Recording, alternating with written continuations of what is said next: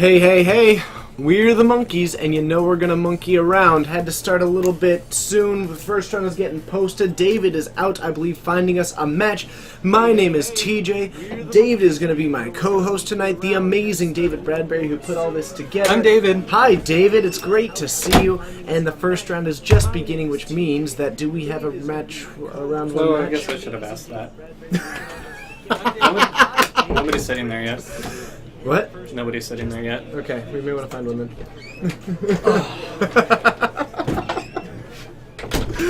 Oh, man. Hello, everybody. Oh.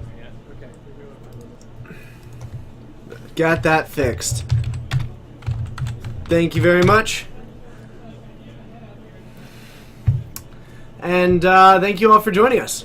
It's going to be a good time. We've got 4 rounds of Modern tonight. It's always a splendiferous time. It's a rock and roll festivity, no holds barred, WrestleManiac, hype train riding. I don't know. I guess and the point being, it's going to be sweet. So, thanks for joining.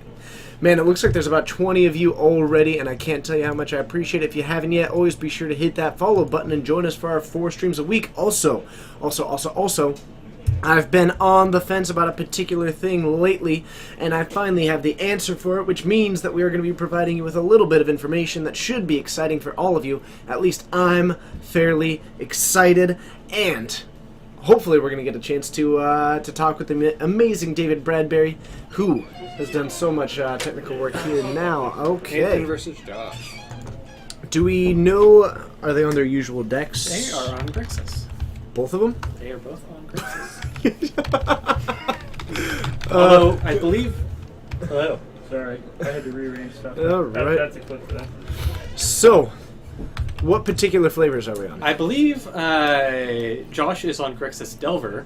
Well, it looks like Nathan is on Grixis Control. So Grixis Delver versus Grixis Control. Yes, that's what it looks like. Okay. I could be wrong. We'll see what cards they play. But I just got a quick look. I kind of like this. We should Yeah. be interesting. Who in your mind takes a little Control. bit of an edge there? I kind of have to give it to the control deck. Actually, it kind of depends. If you can turn one a Delver and flip it, Then you're good. Then you're good. That's the reason I don't play Delver decks, though, is because I have if we problems. see the Delver flip turn 2, Yep. then I'm going to actually put the advantage over towards Josh's Yep. side because it's so... The decks are so close together. Oh, yeah, and if you can just get that tempo edge, that's all it wants. Yep. So, Otherwise, we will have... Probably I'm going to give the advantage to Harry. But let's go down and figure it out. It's going to be round 1. 4 of them. It's going to be amazing. We'll see you there. see ya.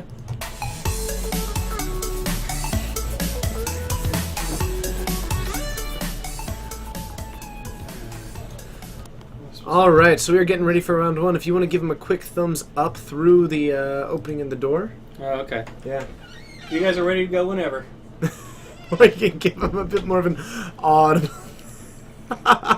No, we don't have the Colemaniac background yet. However, you just named that meme perfectly for me. Because like I've it. been waiting, I've been trying to think of a good name for it, and That's the an excellent Colemaniac is actually... Whoa, I wore the wrong shirt today. Dang. Yeah. I'm going to declassify myself here and just let you carry that banner. Here, I actually think I can fix the way that bans. Nah, it's okay. Okay. It's okay. Okay. It's okay. Thank you for the compliment. Yeah, your hair is looking solid. So, and actually, your class level is above mine. All right, so we are heading in. Got a scribe from Harry who went from. Well, again, we do have the Gitaxian from Josh, and we're getting a Fetch Shock into potentially a Delver right off the bat. I mean, that's kind of what we're looking for in his opening hand. This Gitaxian Probe maybe not going to help out too much, except maybe give him a little bit of insight. But actually, I've always been a fan of if you are going to make the exact same play this turn, and that's just going to be it, then I actually like waiting with your Gitaxian Probe and waiting until kind of your critical turns in which you actually need to make a decision. Oh, certainly. And, I mean, you get a little value here. With the Prowess Trigger, I like it a bit more. Yeah. I think the biggest issue here is that you get to see more cards waiting, and they're not going to take the probe.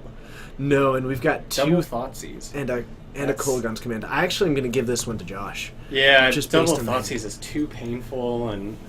Functionally at 16, looking at a hand of And if it's Grixis, we got a lot of We've got This is an aggressive list. Yeah, this is very aggressive. I did see Young Pyromancer in there. Saw Remand. And you did see Black Mana Sources? Yes, there's Painful Truths. So this is a pretty aggressive list with this Lava Spike. Don't get me wrong. I mean, I'm a fan. Yeah. I am a big fan of what's happening on the battlefield, but Heck, I could almost call it closer to Grixis Burn now than Delver. Almost. I mean, it'd be... I mean, that's basically the defining line, is if a Delver's in it or not. I guess now all we have to do is wait to see if we get to see something like a Death Shadow. Yeah, that'd be excellent. Right? Oh, man. Don't get me excited.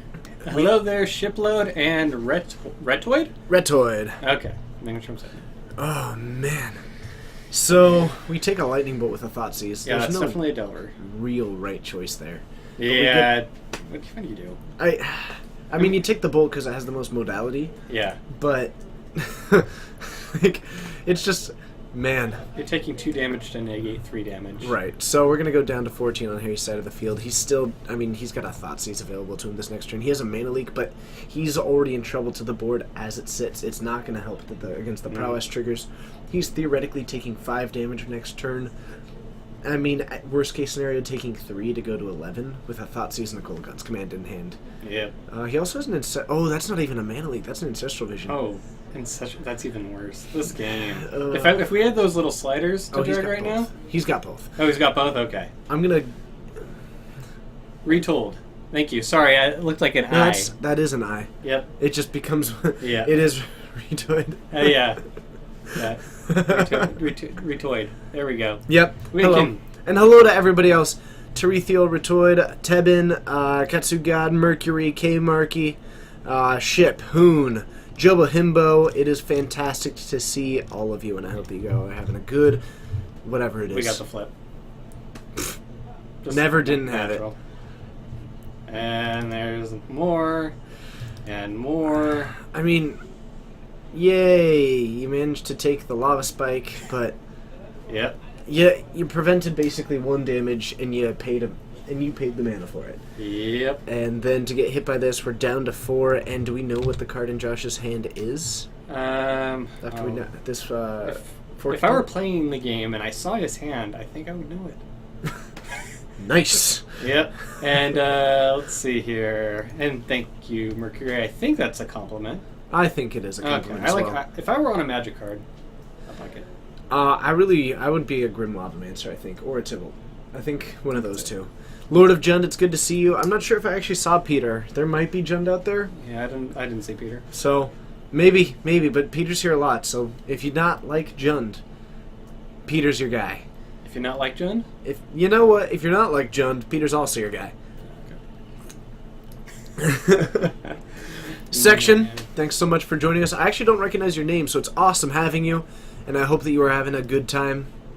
And I look forward to interacting with you more in the future. So, more of this aggression. We have a Golden Guns command, 2 damage, and a discard, which is going to get spell pierced, and a very quick win for Josh in this game 1. Yep. I mean, that was everything Josh wanted and nothing that Harry wanted. Yeah, I think 2 Thoughtseizes against a Delver deck is not great when you're on the draw. Mm-hmm. Ooh, he's bringing in his Pokemon sideboard. Clearly, Josh is a Pokemon Go player. I'm bringing in the Blood Moon for the exact same mana base as his. That's I like it. They say it's a symmetrical effect. They say, and it looks like he actually is going to be pulling that one out. Maybe was considering for a bit and then just decided that Harry might be playing around it. Also, Harry might be doing it himself. I've seen it happen. And then they both go get basics right off the bat, and then a Blood Moon comes down, and either side's like, yeah. I've done that. I've landed a Blood Moon against nothing but basics, and it felt bad. Yeah. I mean, you know. Okay. I honestly can't say what the last name is. No Lantern. Actually, interestingly enough, I think Martin is playing something else today. Huh, interesting. I think Martin is playing Affinity. He kind of varies between Affinity and Lantern Control, but as far as calling that seems a little bit bold, unless you're talking about just this particular round, in which case I'm sorry to further disappoint you. David, how have you been? It's been a while since you've been on stream. I've been doing well. A little tired, but otherwise things have been going well. Been playing with a bunch of different decks. Went on a streak of playing ad nauseum for a bit, and then got to doing a little more brewing. And now decided what. I'm gonna play, just do this tonight. Get in here, do some talking, do some walking. Maybe if we get the chance, or if you feel capable of doing it, we can talk a little bit about the Geek Fortress stream 4.0 that might be unveiling itself soon. All right. We can do our fun announcement about our end of the month event, which has basically become finalized as of today, and our talk among the hosts. All right. Will you be playing in that, or? I have not decided yet. Okay, we might have to talk. Okay, sounds good. Oh, man. No, it is not IPA. Yeah. I do kind of... I love it, though. I need to shape it a little bit more so it's not so... Usually when I see... ever since you got this new haircut, you always remind me of the supervillain from The Watchmen. I'll take it. I've been told that I look like a supervillain on multiple occasions, so... That part might have been me. Yeah. We've also got a fun... we've got a really fun... did you see the other idea that I posted the other night? After Legacy, I think, or something like that, or after. I saw the post. Okay, we'll talk about it. Yeah, it's another great idea, but then we came up with some other ideas, and you're totally the villain. Sounds good. I'll be a villain, and I have that one Facebook picture that's kind of villainy. That's actually part of it. Yeah. Okay. Yeah, it's pretty exciting. So, we're going to have Harry on the play for this game 2, and it's going to be pretty excellent. Yeah. So, I think that this is where potentially... Is Bant Eldrazi in the shop tonight? I'm not sure. It's possible. I was trying to think. It's possible. We'll likely have it this weekend, though, either from Logan or from Bryce, both of which have been kind of putting the deck together. So, I'm expecting Bant Eldrazi this weekend, maybe today. There are a couple players that actually are a little bit on the newer side, and I don't know what they're playing, so maybe Jund is out there. Alright. Newer players, Jund. I knew what type of newer player you were saying, new to the shop, not necessarily newer players. Right. Miracles, I don't think we have any modern miracles. Stadatnu, it's unlikely that we'll be having many modern miracles for you tonight. Then again, no, wait, Mason isn't in the field. If anyone's going to be playing Miracles, it'll be Mason. Yep. It's going to be a bonfire in Zoo. Yeah, I've been trying to make Miracles work for a while. Oh, I just realized I have generic brain energy drink. You do have generic brain energy drink, so we're going to head into this one. Again from Josh. So I think Harry's game plan, he is the slower deck. I think what he's going to be trying to do is basically he needs to make sure that he removes any of these early threats, because those are the ones that can really tip it into Josh's favor if he's able to get this early aggression. Definitely. So you eliminate any of those early threats, you keep that off the board. Otherwise, once you're able to stabilize, you have access to a lot more things like the Kalidas. You have more access to things like Tasigur and all that stuff. And you can start relying on those into late games. So my game plan is to keep Josh from these early threats and survive. Because Josh does have a lot of Rift Bolts, he's got a lot of Forge Bolts, he's got a lot of Lightning Bolts. And all of those are really good in 2 instances. When Harry's got 3 or 2 or less creatures, and when Harry's at a low life total. Yep. If he can prevent both of those by playing down creatures that survive it, in that Kalidas, in that, Piankir Nalar, if that's what he wants to go with as blockers, because that's just the 1-for-1 isn't that effective, and make sure that his life total doesn't go below that danger point. Yep, that's exactly it. And, I mean, you can get some 1-for-1s going on, but really, you just want to start being able to get to that mid-game where you can start turning the corner. Okay. So, we have a turn 1 Polluted Delta from Harry No Crack Yet, and we're going to go with the turn 1 Gitaxian Probe. Now, we do know that Josh has got both a Swift Spear and a Delver in hand. Might be deciding, but we've got Snapcaster, Anger of the Gods, Kolagon's Command, Negate, and Lightning Bolt. A phenomenal hand from Harry, who is going to just be fetching and getting a tapped at the end of the turn, apparently indicating that he has no intent of going for the Lightning Bolt, or possibly going for some kind of verbal indicator saying, I reserve the right to untap this, and take the 2 damage to save us time at the end. I'm not entirely sure there. Yep, and I think a lot of players are okay with that sort of thing. I mean, fetching just, it adds up. Right, and if you can conserve that time and say, look, this is my intent, I'm going to be going this for regardless, but Yeah. let's go ahead and save some time. I can always appreciate that. But we're going to go for Definitely. a fetch from Josh, who's going to be going down to 17. And against that hand, I might like the Delver, because then if Harry starts expending some of this removal, then you kind of get into this situation where you can actually just play down this Swift Spear to sweep up if Harry decides to remove it at instant speed or during the upkeep, anything like that. Makes sense. But Harry is going to get a nice look at this. And we have got a Flame Slash, a Gitaxian Probe, a Monastery Swift Spear, a Sulphur Falls, and a Mystery card, which appears to be another Gitaxian Probe. Pay no attention to the No. large face. That looks like it sort of looks like an Ancestral Vision, Does it? but I don't think that's it.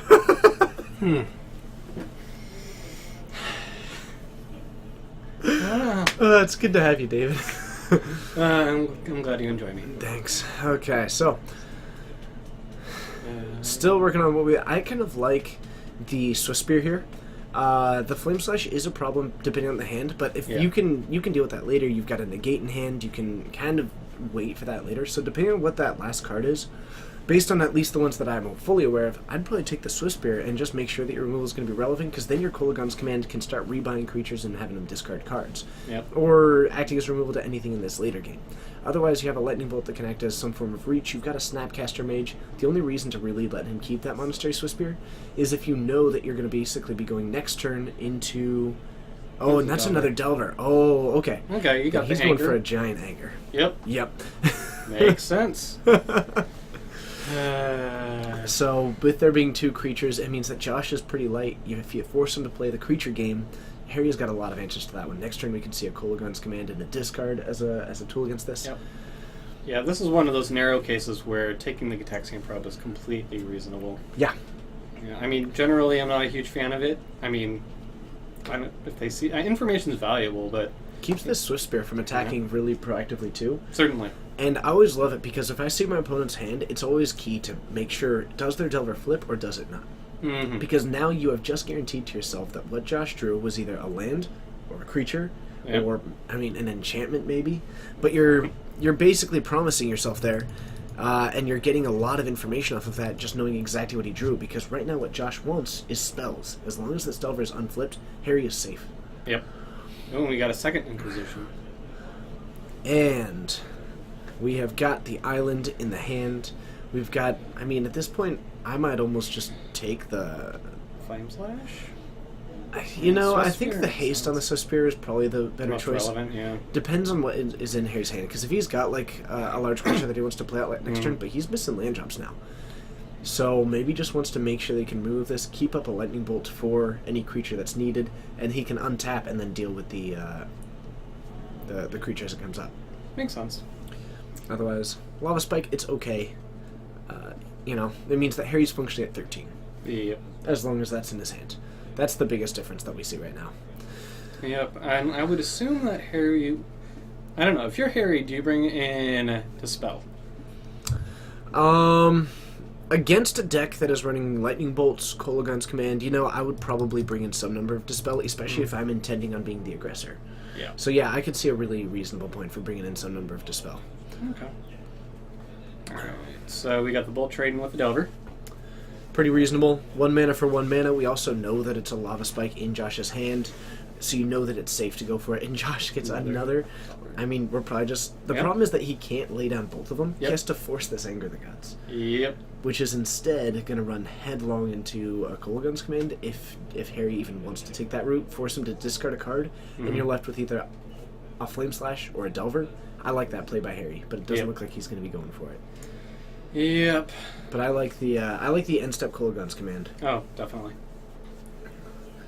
Because then you have a Snapcaster Lightning Bolt, or, you know, if Josh empties his hand slightly or reacts to it, he's only got 1 card in hand. If you know that it's the Flame Slash, then you've got a lot of access with your Snapcaster to handle the board as it sits. Definitely. So I think the Kolagon's command, even if it doesn't resolve, gives Harry a lot of tools to sweep up the remainder of this match. And Harry could just be thinking about that Anger of the Gods and, you know, trying to see if he can get him to play another creature and get more value out of it, but... I'd rather have that as a failsafe than anything, so I think Certainly. I think this is going to be the Kolagon's command. And I would expect maybe 2 damage and discard a card. 2 damage at the Delver, discard a card. That strikes me as the one that gets him the most. He doesn't have any creatures in the graveyard that are really worth getting, or I guess I don't think he has any creatures. yeah, Tarmogoyf is not hurt. He's Delirium, not yet active on his side. All right, good things to keep track of. We need to always have a Delirium counter, Storm counter. And instead goes for the Snap Bolt. That's a little bit of an interesting choice, but maybe he's trying to actually start applying pressure, having missed a couple land drops. He might be going for this, I have a 2/2, you do have a Flame Slash, you're going to have to use it on one of the smaller creatures. It's not going to feel great since I already killed your Delver. Yeah, basically, Harry's making Josh react to his game plan at this point, and that's not a good position to be in as the tempo player. Yeah, and I can understand it. I still think I prefer the Kolaghan's Command, but this does allow him to go for the discard and get back the Snapcaster, which is an extremely powerful engine. Yep. So this is going to be a game that takes control. Yeah, sorry, I was going to say, I wonder if in response to the Spike, getting him to discard, but I guess, what did he bring back? I think he brought back the Snapcaster to hand. Yeah, makes sense, because, so, I like that better. Sorry, I wasn't even thinking about the Snapcaster. Have him discard and then get rid of it. Yep. I like that a lot. Nope, sounds great. I'm all about it. I completely missed that. Now we've got a Snapcaster Serum Visions if needed. Otherwise, we have a Negate. I'm probably feeling fine. Because we know that Josh is in top deck mode. Any creature I can handle, you're either taking 1 damage and going to 8. Otherwise, you've got a Negate for anything else that comes up. Now we have access to a Mana Leak, a Terminate, and Anger of the Gods. Eventually, the Snapcaster Mage needs to come into play. Yep. So, we are going to go for the Serum Visions, taking a little bit of a risk by taking himself off of any counter magic now. Yep. So, it's a slightly risky play, but it does mean that if this sticks and if Harry is unable to untap, now he's going to be the tempo player. I can understand it, because if you wait too long against an opponent with an empty hand, then you're letting them kind of get back into this game. Yep. Now, since Serum Visions has resolved, Harry, I think he did draw a land. No, didn't draw a land? I think he played a land this turn. No, I don't think he did. Interesting. Okay. He was looking at land off the scry. Yeah. Oh, no, I think he did play land. Yeah. Anyway, we get an attack for 2. Josh, not doing a whole lot, puts in a tapped mana. That is going to be his first black source over the course of this game, which is a problem. It now puts him in the realm of casting things like the Gurmag Angler, like a Painful Truths, which is likely going to be... Okay, using the Mana Leak now so that the Negate is valuable later. Okay. Well, the Negate has less targets. In theory, I think when Josh is up to this 4 mana and you're really worried about the 1 mana spells, the Negate is going to be a little bit more relevant there. Definitely. I can understand that. Otherwise, we're now tied up. Yeah. And I guess I did go Super Saiyan. Hey there, Lauren. Man. So we've got, looks like a Lightning Bolt and a land in hand. Yep. So Harry functionally at 6, but he doesn't realize it. Yep. But I think he's playing in a fine way of preserving his life total. The fact that Josh isn't developing it means that it's not a creature. Otherwise, he'd be trying to develop his board in any kind of way. So you have to think it's either lands or those instant sorceries where you're... he's got a Remand and a Negate and I think a Dispel in hand. So he's loaded up to handle this. Yep. So I think he's got plenty of answers to what Josh is going to be trying to develop, and I'm really expecting Harry to take this one. I'd probably put it, I don't know, 80, 85% in Josh's, or in Harry's field right now, especially with this Gurmag Angler coming in at the second. Oh, never mind, that's not a Gurmag Angler, that's a Batterskull. That's even cooler. Countered and dispelled. So, a Remand coming down, but Harry is going to dispel of these slanderous lies. We're going to see a Lightning Bolt happen just to put him down to 6, but I don't think that there's much that Josh can do to really handle this this Batterskull. Yep, double land. This game is over. We head in, and when you have the Remand in hand, nice. And he's double mana. He polluted Delta's the Batterskull. It's a really bold play, but actually when you poison its water source, it's actually a germ, so it gets stronger. Dang. So he's actually increasing the damage of the Batterskull. Interestingly enough, by using the polluted land, yes. Wonderful. Yeah. It's actually a pretty little known interaction between the two cards, because it's not often that you use your Polluted Delta targeting a germ token, Okay. so it just doesn't come up too often. Makes complete sense. Hello all, and thank you for joining. There are 70 people here in round 1 after game 2, and I am super excited about that. Thank you so much. If you're brand new, be sure to hit that follow button or say hi in the chat. I'd love to welcome you by name. My name is TJ, My name's David. and we're streaming from Geek Fortress in Snohomish, Washington in the Pacific Northwest. We do this 4 times a week. It's definitely worth checking out. We do Modern every Wednesday and Saturday. Wednesdays at 7, Saturdays at 6. That's Pacific time. It's currently 7:30ish here. Yeah. 728-ish. Yeah, and every Monday at 6:30 you can join us for some Standard. And if Legacy is a flavor of ice cream that you find yourself enjoying on a cool day or a hot day, either one, ice cream's delicious. Check us out on Fridays at 7:30 for some sweet, sweet Legacy. I think I recovered well there. There we go. I like it. Oh, man. But how is everybody? Toss it in that chat. I want to hear how you're doing, and then I'm going to ask David. David, how are you doing? I am doing well. I'm doing well. I like seeing that Batter Skull. Absolutely. Not Yeah. often you get to see it. Probably came in out of the sideboard. In the main board, a little bit of a liability. Yeah, since, it's interesting. Kolaghan's Command came out, Batter Skull dropped off the face of the earth, and then now Kolaghan's Command only sees some play in Grixis list. Don't really see it too much elsewhere, and yet Batter Skull still hasn't come back. Yeah, and actually, interestingly enough, bringing in this Batterskull against the Grixis deck. That Yeah. Kolaghan's Command. But when you're just trying to get these valuable creatures, I like it. Yep, and Lifelink is relevant. Garm Penguin Uprising. I'm glad that you're great. It's good to see you back. I remember your name and that you're a little bit on the newer side, so it's phenomenal to have you back. And as always, any kind of interaction, some talking, some chatting, some questions, some interaction. If you want to be like the rest of my co-hosts and make fun of my hand gestures, you can do that as well. I like penguins. Actually, for pretty much all of my life, they have been my favorite animal. Excellent. Now it's kind of like dinosaurs kind of are edging out, but if we're going with living animals, then I'm definitely going to be going with penguins, maybe killer whales. I don't know if I can associate anymore. With me? Because of my love of dinosaurs? Do you not like dinosaurs? Dinosaurs are fantastic, but penguins... Oh, no. Penguins are sweet. They're wearing tuxedos. They're the fanciest bird in the world. They are the fanciest bird in the world. Ohio, Crash Down Reg, I'm glad that you enjoy pie. I hope it's an apple pie with that, like, crumble crust kind of thing. Yeah. It's the best. Yeah. Otherwise, Lauren, I'm glad that you're enjoying it. Ohio, when did Jen stop playing Kolaghan's Command? It didn't. David just let it slip his mind, but that's okay. And we have got a swing for 1. Actually, interestingly enough, the only penguin card in Magic is red.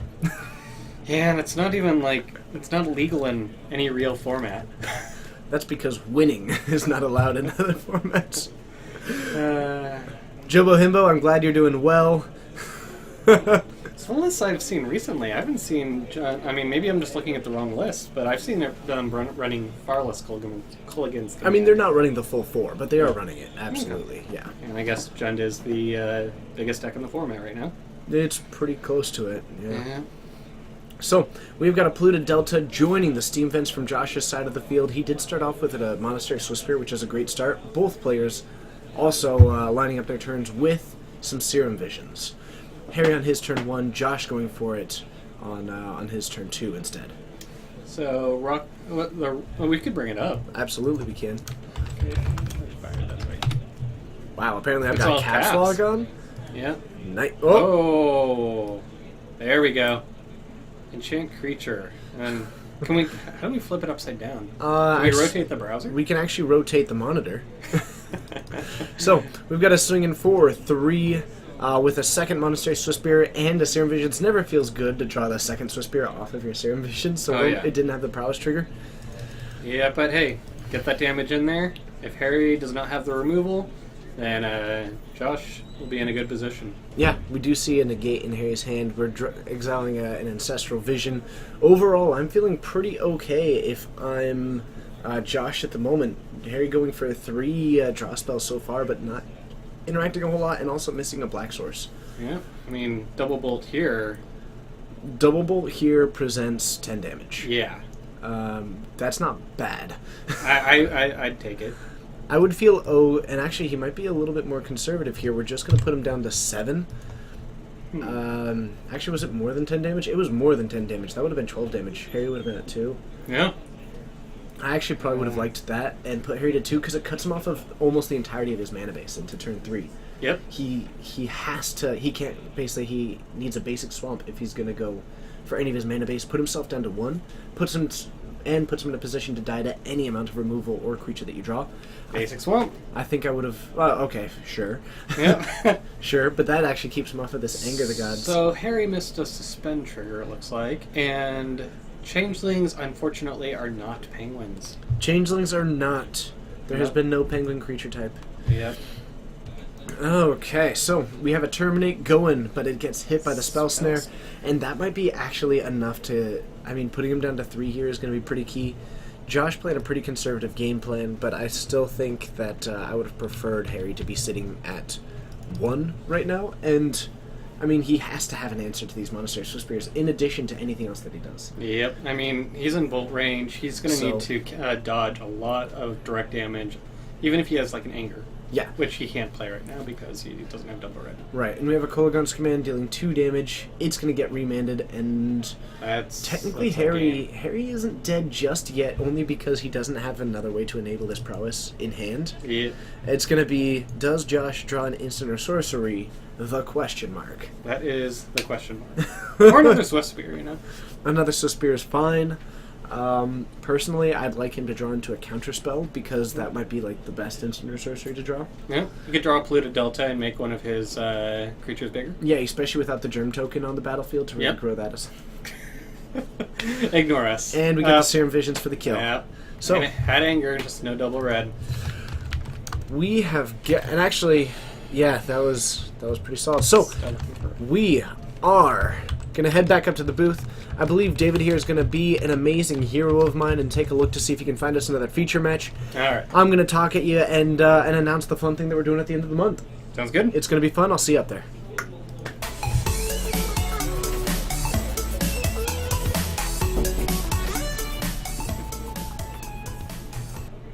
Hey, do you like Modern? Do you like watching Modern? Do you like hanging out at the Geek Fortress stream with me, TJ, and David, the co-host that I have tonight? Do you enjoy that? Because you should, and you should hit that follow button, because we do this 4 times a week. Bet you didn't realize I was hiding underneath the camera. I'm all kinds of sneaky. Also, here's the fun news that I have for you at the end of this month. The very end of this month. It's gonna be a blast. It's gonna be a hootenanny, a hollerin' time, because while you may think that there is always a stream on the Saturday, such as the 30th at the end of this month, I bet you didn't think that on the Sunday, the 31st, the July 31st Sunday at the end of this month, we've got a Modern PPTQ here at Geek Fortress, and it's gonna be a blast, because I'll tell you what, we have already got some hosts lined up. We're gonna have 2 shifts to make sure that we're fresh, since last time I was sitting down for about 9 hours. So, we've got 2 shifts of hosts. It's gonna be sweet. There's gonna be a cut to top 8. There's gonna be 5 rounds, maybe 6. You never quite know when it happens. No one knows what's gonna happen. We're gonna have deck lists. It's gonna be Sunday, the 31st. You should be there, because we'll be here, actually, for about the first half hour. I won't be here, because I'm very specifically flying early out of California that day so that I can show up here and do some streaming and hang out with all of you. Who's excited? I'm excited, and I hope that you're excited. So, Sunday, the 31st of July at noon, here at Geek Fortress. You should check it out. Whew, nice. Hopefully that was a good hype stream, but so much. Thank you all for joining. It's going to be a good time, because we've still got some fun stuff happening today. 4 rounds of Modern. This announcement. Ooh, maybe. I need the Macho Man as a background for when I start doing this hype stuff. Tropic ZZ. I don't fully recognize your name, and I want to welcome you, because either I'm welcoming you back because I'm forgetting your name, or I'm welcoming you to this stream because it's incredible having you. And I look forward to interacting with you in the future, and I really hope that you're having a phenomenal time here. Whew. And Big Daddy Snow. I actually kind of recognize your name, but I gotta say, welcome. And interestingly enough, David is not Guy Fieri, but he's close. I happen to think that he may have been a clone that was misplaced, designed by Guy and Ray Bradbury. Oh, hi, David. Hello there. How are we doing on potential feature matches? Feature matches. It looks like we are running out of games. Are we? But that means a new round, which means new players. I do enjoy new rounds and new players, because this time the battle is on. I don't know. I just say stuff. I hyped it up pretty well, though. Oh, yeah. How many Tiblets will be eaten? Likely 0. I don't really do that anymore. He's retired. I'm retired from my Tiblet eating days. I had an illustrious career of one day, and I'd really call it maybe not so illustrious. Either way, it's a great time, and Tropics, I apologize for not recognizing your name, but welcome back. It's phenomenal having you, and I like to see you in the chat. I remembered something. Tell me more about you, what you remembered, as I give a warm welcome to MBCA _ you are the cream of the crop, the champion, like no other, and it's great to have you. And, what are we doing here? What's, David, what's going on? I was just noticing it was out of focus. Oh, yeah, it does that. That's okay, it should be It's fine. turning autofocus off. Yeah. Alright, to Rager, what is my favorite modern deck right now in general? Oh, man, I just saw that again on that side.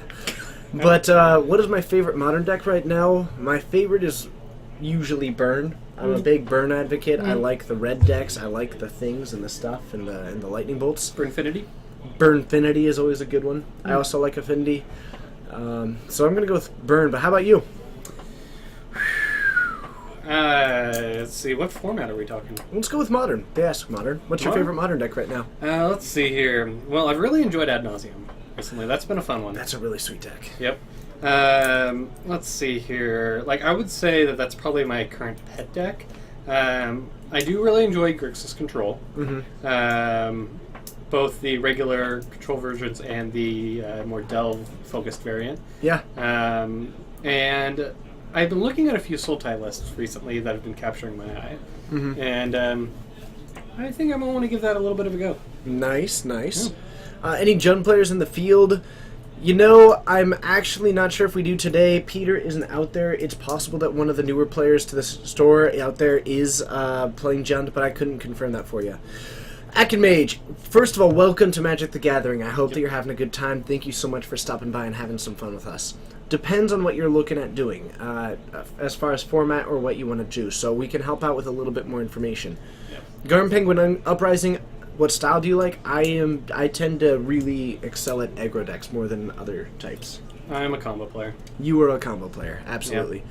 You've been running Tron, Green-Red Tron. I absolutely love Green-Red Tron. I hear it's a pretty good deck. Yeah, I've actually been thinking about putting it together. This meta, the amount of brews that it has, and like we have an infrequent Red-Green Tron player, but I think some Red-Green Tron could do some stomping here. Yep, definitely. And I've been enjoying the World Breaker versions, so it's a house. Absolutely. Let's see here. Cavaltray, it is great to see you. Mercury, apparently you were on a Law and Order case with a face all up in my business. That's kind of cool. What's my favorite deck that I don't play? Let's go with Merfolk or Red Green Tron right now. But Merfolk is really sweet. Merfolk is pretty sweet. Akinmage, thank you so much. Thank you. New to the game, following us, having a good time, having a blast. I should have made that rhyme. I'm making a fuss. Yeah, I tried to recover a little bit there. I like it. Hey, David, how's Yes. the Ad Nauseam mirror? So, Ad Nauseam Mirror. It is extremely interactive. The thing is, when you have two decks that can both win at instant speed, and they both can draw their entire deck, and both have a bajillion lands, you get some really weird scenarios. Yeah. That said, it's usually just who got their Pentad Prism or Lotus Bloom off first. Or more Angel's Graces. More Angel's Graces. It's always good. You get some weird situations there. Pacts as well can, like Pact Negation Wars can be really weird. Yes. Yeah, you get some really weird stuff, and having an intimate knowledge of the deck really does help. Yes. I'd say you can get a lot of free wins off of just playing Ad Nauseam and sucking at it. Am I allowed to say sucking on this channel? Yeah, that's fine. Oh, okay. If it's about yourself, sure. Yeah. I've certainly I've gotten better at Ad Nauseam. Iron Toast Bot. Wow, the Iron Toast Bot? I have to think it's the Iron Toast Bot. Wow. It's got to be... But yeah, anyway, I would generally say that there is, I'd say, 20 to 30% of luck, game of luck. Of the rest of it, some really interesting college stuff. Terethio, they've heard people complain that Modern hasn't settled down. Personally, they fail to see that as a problem. Do you prefer wild formats or stable formats? I like it somewhere in the middle. I'm really liking Modern right now. I think the Modern is incredible right now, and I would say that it has some form of stabilization to it. There are decks that are good, there are decks that are not good. Rager! Thanks so much, you're the best. But there's so much still happening.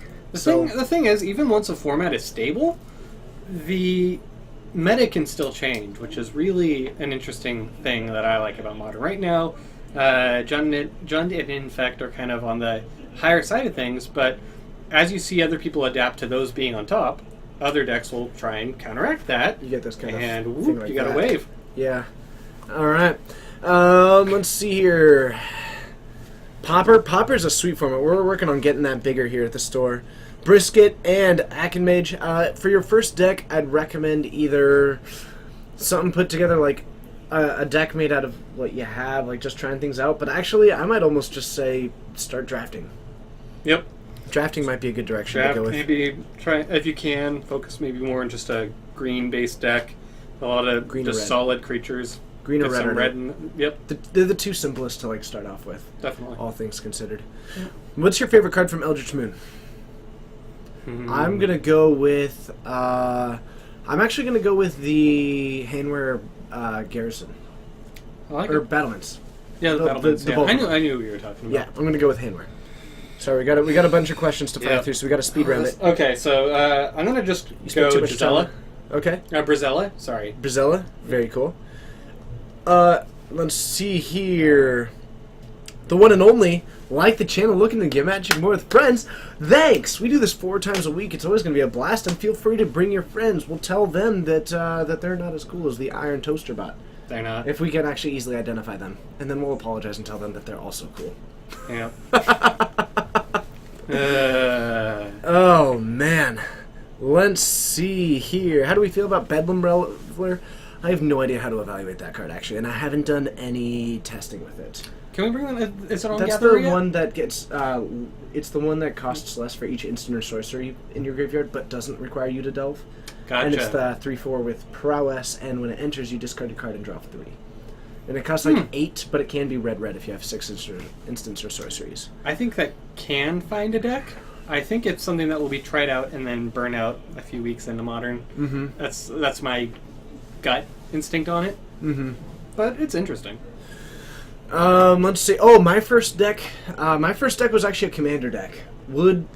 It was really good for me because I ended up being like really invested into the game. Mhm. But if I wasn't going to be, that would have been an awful one. So I would not recommend that. My first deck was a weird. It had a combination of elves. It had like Necropotence and what's the Demonic Pact? Mm-hmm. And sorry, Demonic Tutor, and some weird just random Ice Age cards. Yeah. Let's see here. What deck? Oh, who's the other guy? This is David Bradbury. He's the man who put together literally everything that you see right now that isn't us. Well, actually, he put himself together as well. But he is our amazing, I'm going to call you a technical advisor and also a technical master. And basically all things tech have come from David. So he is the reason why this looks as good as it does. And we'll have some new tech coming around the corner. Yes, 4.0 coming soon. Let's see here. What deck would be my number 1 pick to go-to deck for a Modern PPTQ season? Right now, Burn. I think that Burn's got a little bit of game against everything. Anytime that I play, there's nothing that really makes me feel like I'm about to get blown out. Yep. If I were to be going into it, I'd probably, if I want to win, I'd pick Infect. Please don't do that. Yeah, we prefer chat not getting blown up. Alright. For Hoon, Miracle's nerf might be coming. I think it would be somewhat reasonable, but at the same time, I'm curious to see what will happen with it. Yep. So, let's see here. Man, there's all kinds of stuff. We got a power third. What do I think of the Return All Lands? I love it. I want to see Escape Shift. We've been meaning to see your opinion. We'll go about that later. Such a Round 2's coming up. fantastic card. Do you want to take a quick look to see if round 2 is coming up? K Marky, I don't think that this card will be played in Modern unless it's in some kind of. But I doubt it. Maybe in the Pure Steel Paladin Storm, but otherwise Yeah. I doubt it'll see much play. Yeah, if I'd like to see that, but yeah, I think that's the only place it's really going to see it. Let's As see. a one-up. Oh, David, do you use web source plugins for our OBS? Yes. Because we can actually get one that grabs the standings, apparently. Well, there we go. So we'll have to look into that one day, possibly for the PPTQ. That sounds great. Boom, nailed it. Cavaltrade, thanks so much for the reminder. Hey, Penguin. Boom. What? El Snoopé. Thank you. El Snoopé, I would rather play Naya Burn. Let's see. Let's see. What do you play against Naya Burn or Naya Bushwhacker? But a Burn. I really like Burn. Yeah. H-Dog, it's great to see you. Yep. I'm doing well. How about you? Doing well. Doing well. Let's see. Bryce. I was trying to come up with a fancy name for him. Bryce Solomew? Bartholomew? Oh, Bryce Solomew? Yeah. Bryce Solomew? Yeah. I was trying to come up with a fancy name for him. Oh. He's in the chat now. Yes. Welcome. Yes. The brain and... But, let's see here. Is the next trend up yet? It said 7 minutes left. I know, but I hear loud talking. Well, people Okay. just being noisy. Okay. Man, there was a couple game 3s that were just going kind of late. But we Yeah. should have the next round to you very shortly, Very so soon. stick around. It is coming soon. We are gonna... Whoa. We got a text hacker. Interesting. I've never seen that before. I've seen that before. Okay. I'm not going to say what it is and to discourage other people from searching for it and attacking chat with it. Gotcha. But Bonza, it's great to see you. Thanks so Yep. much for joining. Thank you for joining here. Maybe slightly less tech stacker. Yeah. All right. So, we have got... how are we doing today? Yeah, we're doing well. It'd be cool if we broadcast our own tournaments. We do. We do? Yeah. Actually, yeah, this is a tournament that you tuned in for. I realize that we're between games. Yeah. This is a weekly tournament that we have. We've got Yeah. another round coming. It's going to be soon. We do the commentary for it. So actually, Yeah. Welcome Okay. to the tournament. welcome. I'm really glad. 6 words. What did I eat for dinner today? I haven't eaten yet. I haven't either. Oh, no. Extra words here. Yeah. Oh, man. That is solid. So my generic energy drink is blue. Is it? Mm-hmm. Let's see here. Sorry, if you could talk for a quick moment, I gotta do something. Okay.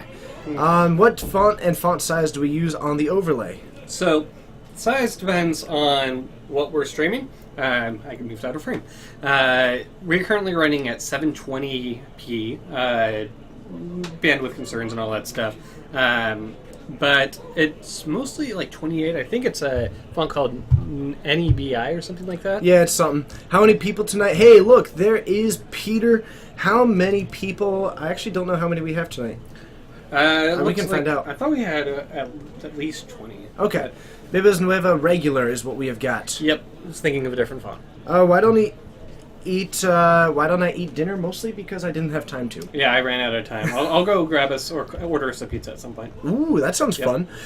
Burley Mua. I hope I pronounced that right. I actually don't recognize your name. Welcome. It's great having you. It's if I'm forgetting your name and you've been Welcome, here before. yeah. But I want to welcome you regardless. Do I think Tamia will be a big impact in Standard? Probably. I think. it Yeah, will I be. think she's going to see good play in Standard. I think that I am going to really enjoy brewing with her in Modern once she goes down in price. Mm-hmm. I feel like Bant Super Friends is going to be a lot of fun. Of course, heck, you could throw Thanissa in there and go just straight 5-color Super Friends. Mm-hmm. Of course, then again, you don't really take advantage of her ult that way, but they're not really trying to get to her ults a lot of the time. No, that's going to be pretty. Yeah, I mean, it'll if be it fun when resolves, it'll be fun when it happens. it'll be a lot more fun in draft. Yeah. I'm waiting for people who are just going to keep upping her and not win the game just so that they can ult. Yeah, absolutely. All right. Ooh, you photosynthesize or I do? Ooh, I think we need clarification on that. I don't know. I mean, I would believe it if I did, but I'm not sure about you. I think we need the scientists in chat to let us know. Oh, man.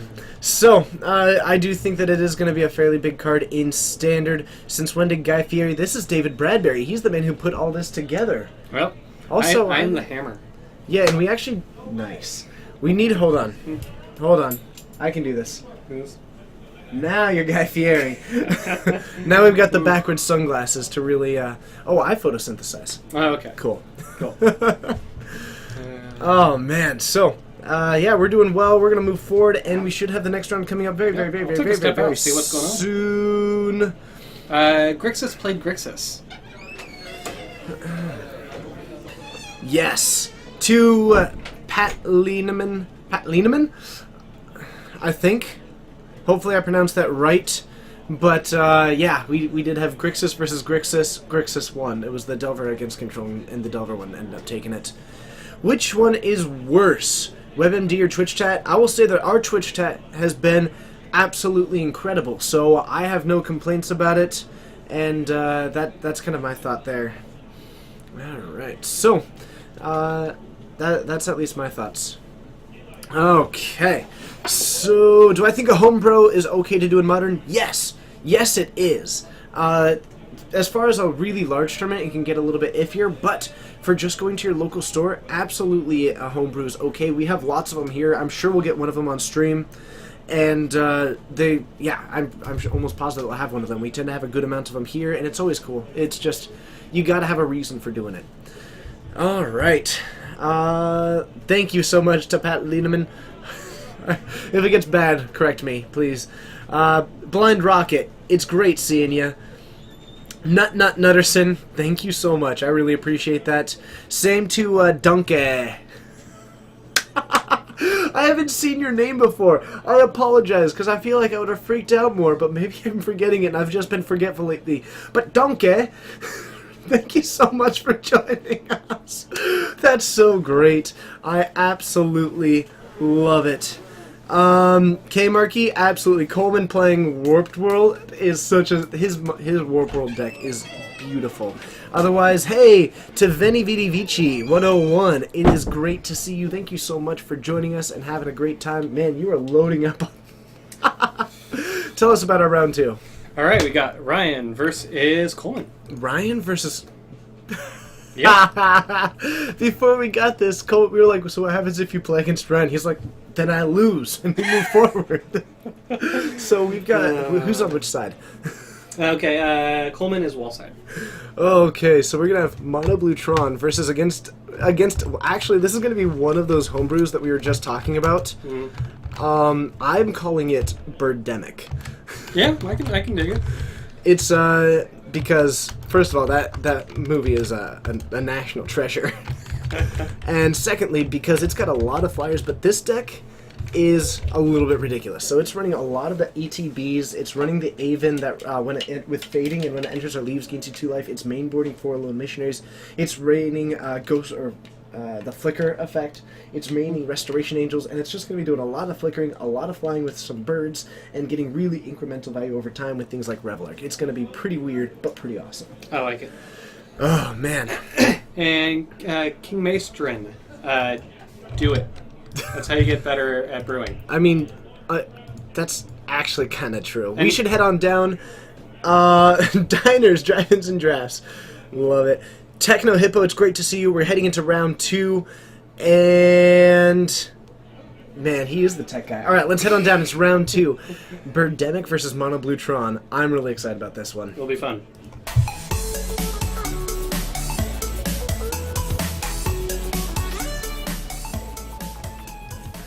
Alright, so we're looking at some opening hands here. I'm going to edit this to say Blue-White Birdemic, just for the purpose of clarifying a little bit. Yeah, we don't want it to people to think it like is Grixis Birdemic or something.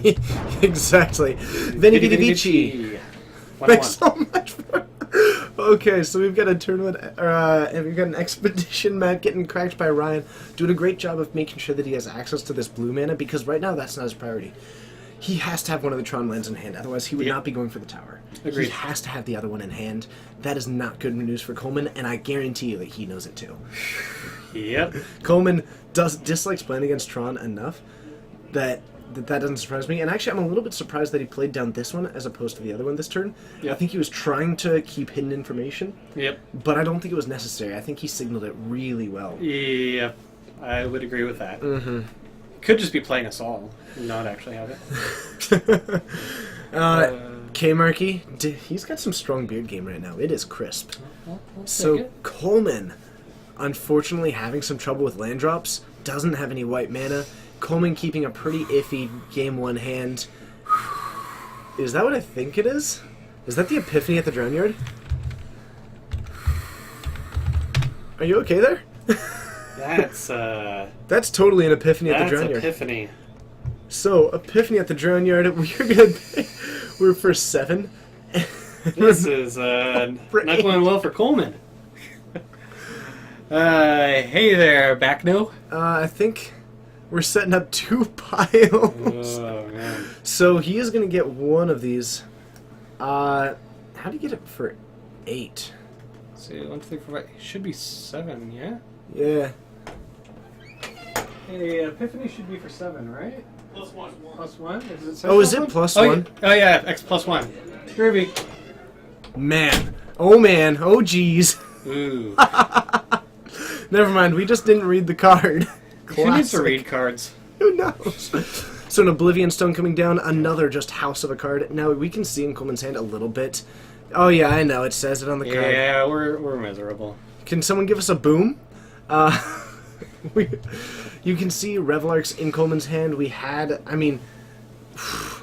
Coleman's hand is just a value deck that doesn't go nearly as big as Ryan does. Yeah. He's running a little bit of counter magic, but those Spellsnares not great. Now what we're going to be seeing is a bunch of Thalias, 3 Stony Silences.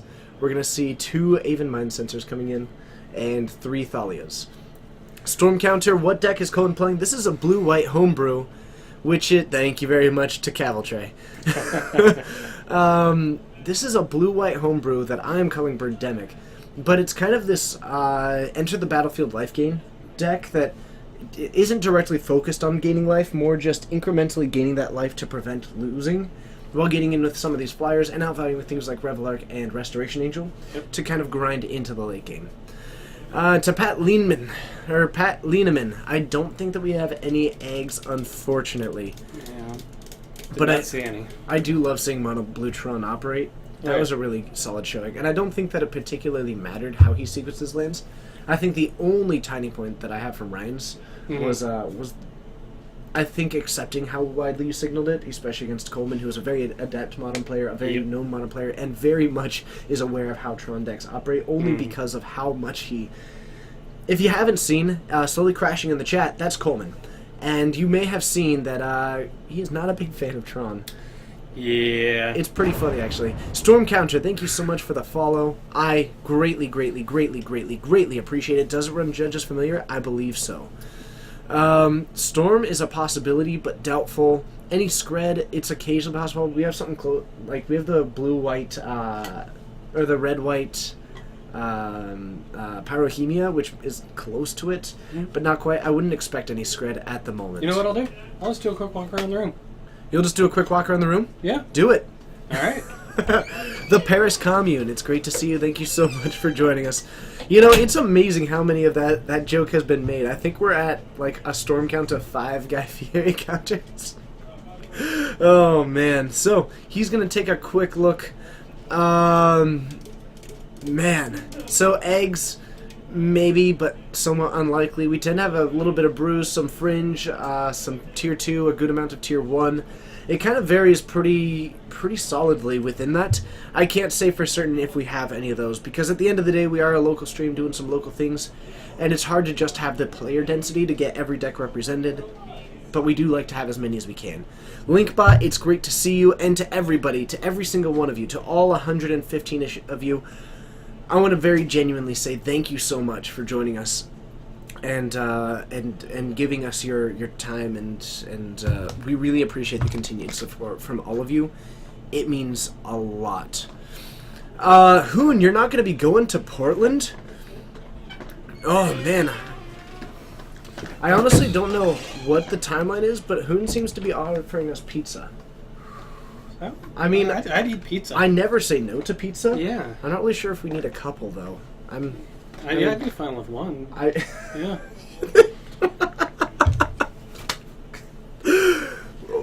What deck is the guy playing on the left? So this is Mono Blue Tron. Mono Blue Tron is a deck based around playing 3 versions of these lands.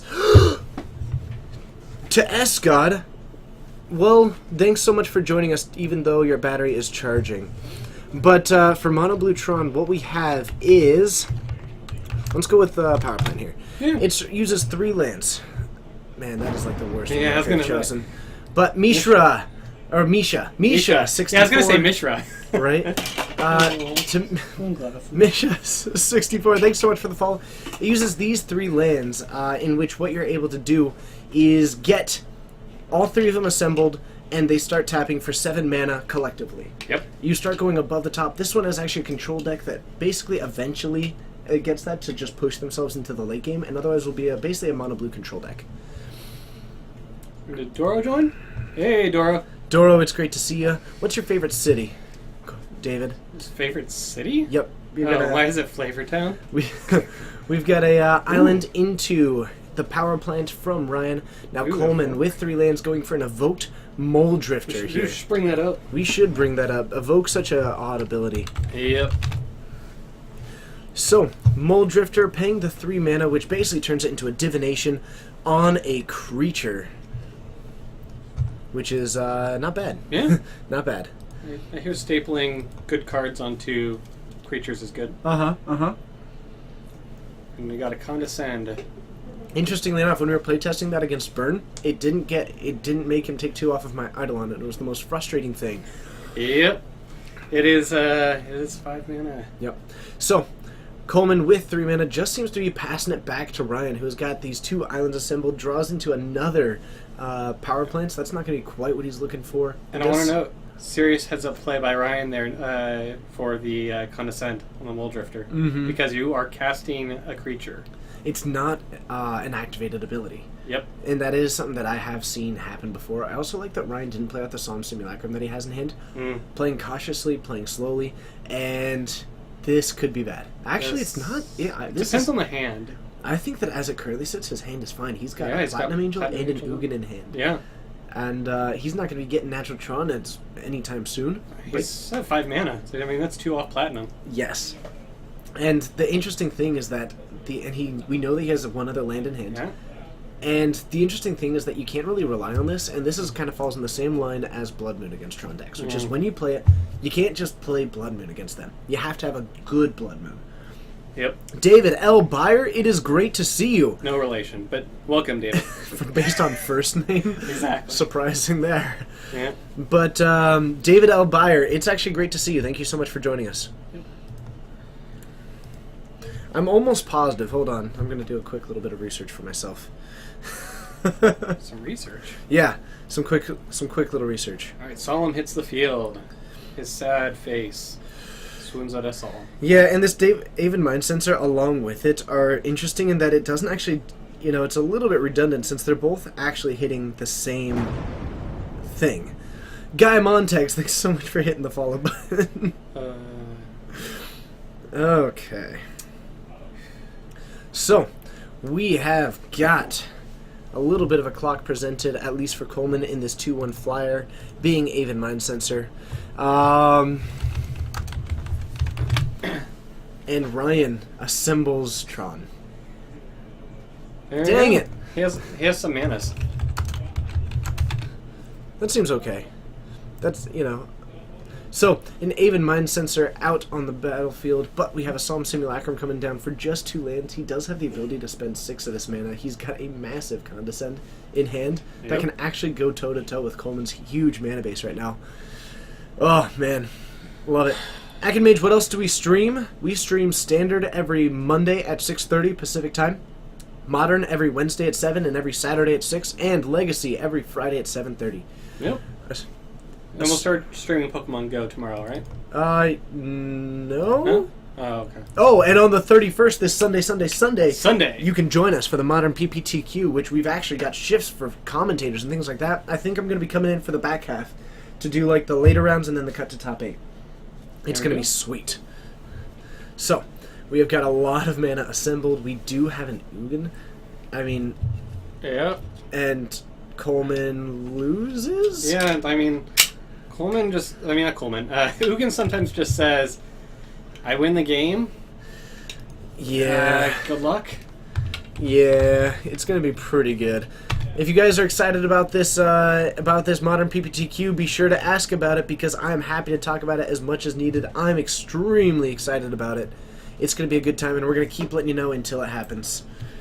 Yep, and I love Mana Tithe. I mean, It would have been condescended, though. oh, definitely, but it's just like one of those cards where it's just, when it's good, it's good. Mm-hmm. Rest of the time, it's not. So Coleman, as playing out a Revelark, Yep, needs it to leave the battlefield for it to get a whole lot of value, but actually, I like it. It has resilience against Ugin. yeah, it's really solid because if he removes it, then Coleman will at least be getting back an Even Mind Sensor and a Mold Drifter. Guy Fieri's hair has joined us. I don't know if I should, like, I think I'd have to say respect for that. Yeah. Like, that's, It's some wicked hair. but just the fact that someone would go and create an account just for all of that. Oh, I don't think you ever saw the crashing craze, did you? I did not. Okay. We had adverb crashing. Oh, All of- gotcha. we got like Well, it was slowly crashing, which... Yep. So we're going to take this down, and hitting 2 Mold Drifters means that Coleman has the ability to swing back and at least deal 2 damage to this Mold Drifter. If I'm Ryan, against this deck especially, I'm okay with throwing a Platinum Angel in front of it, Oh, yeah. because there's not a whole lot of like pump effects or anything like that. Arisef, thank Welcome. you so much for the follow. I Yeah. really appreciate that. We got a Path from the Angel. Mm-hmm. And that is gone. So...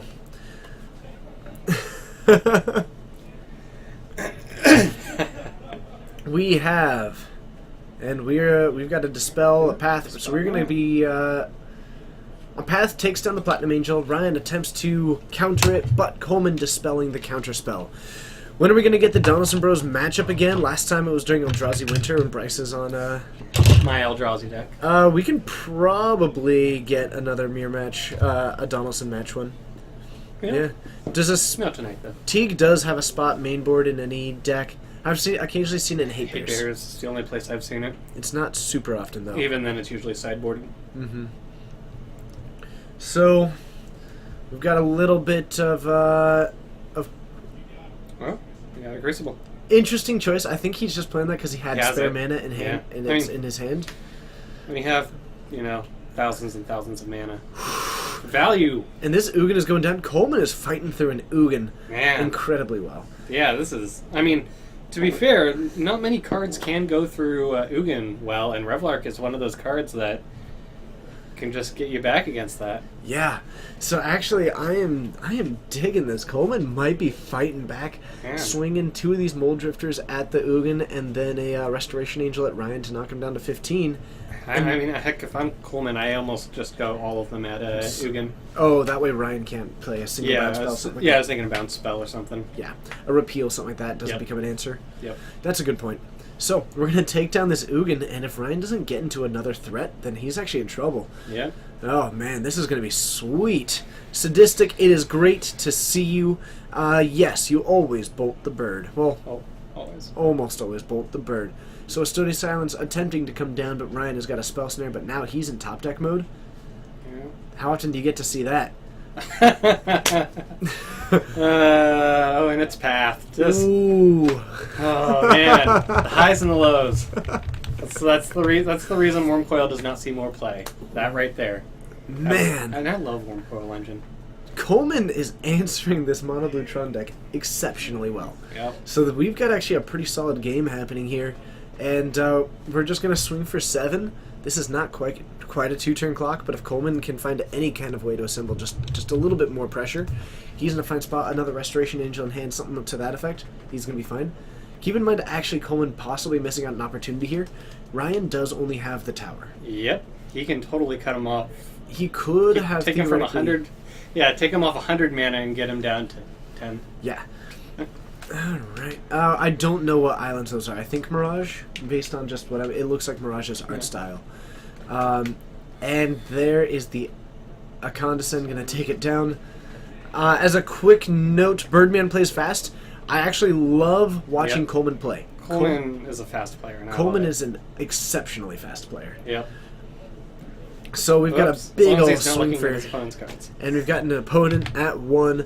Ryan needs some kind of massive answer. And actually, I just realized that the Ghost Quarter, he has a Crucible out.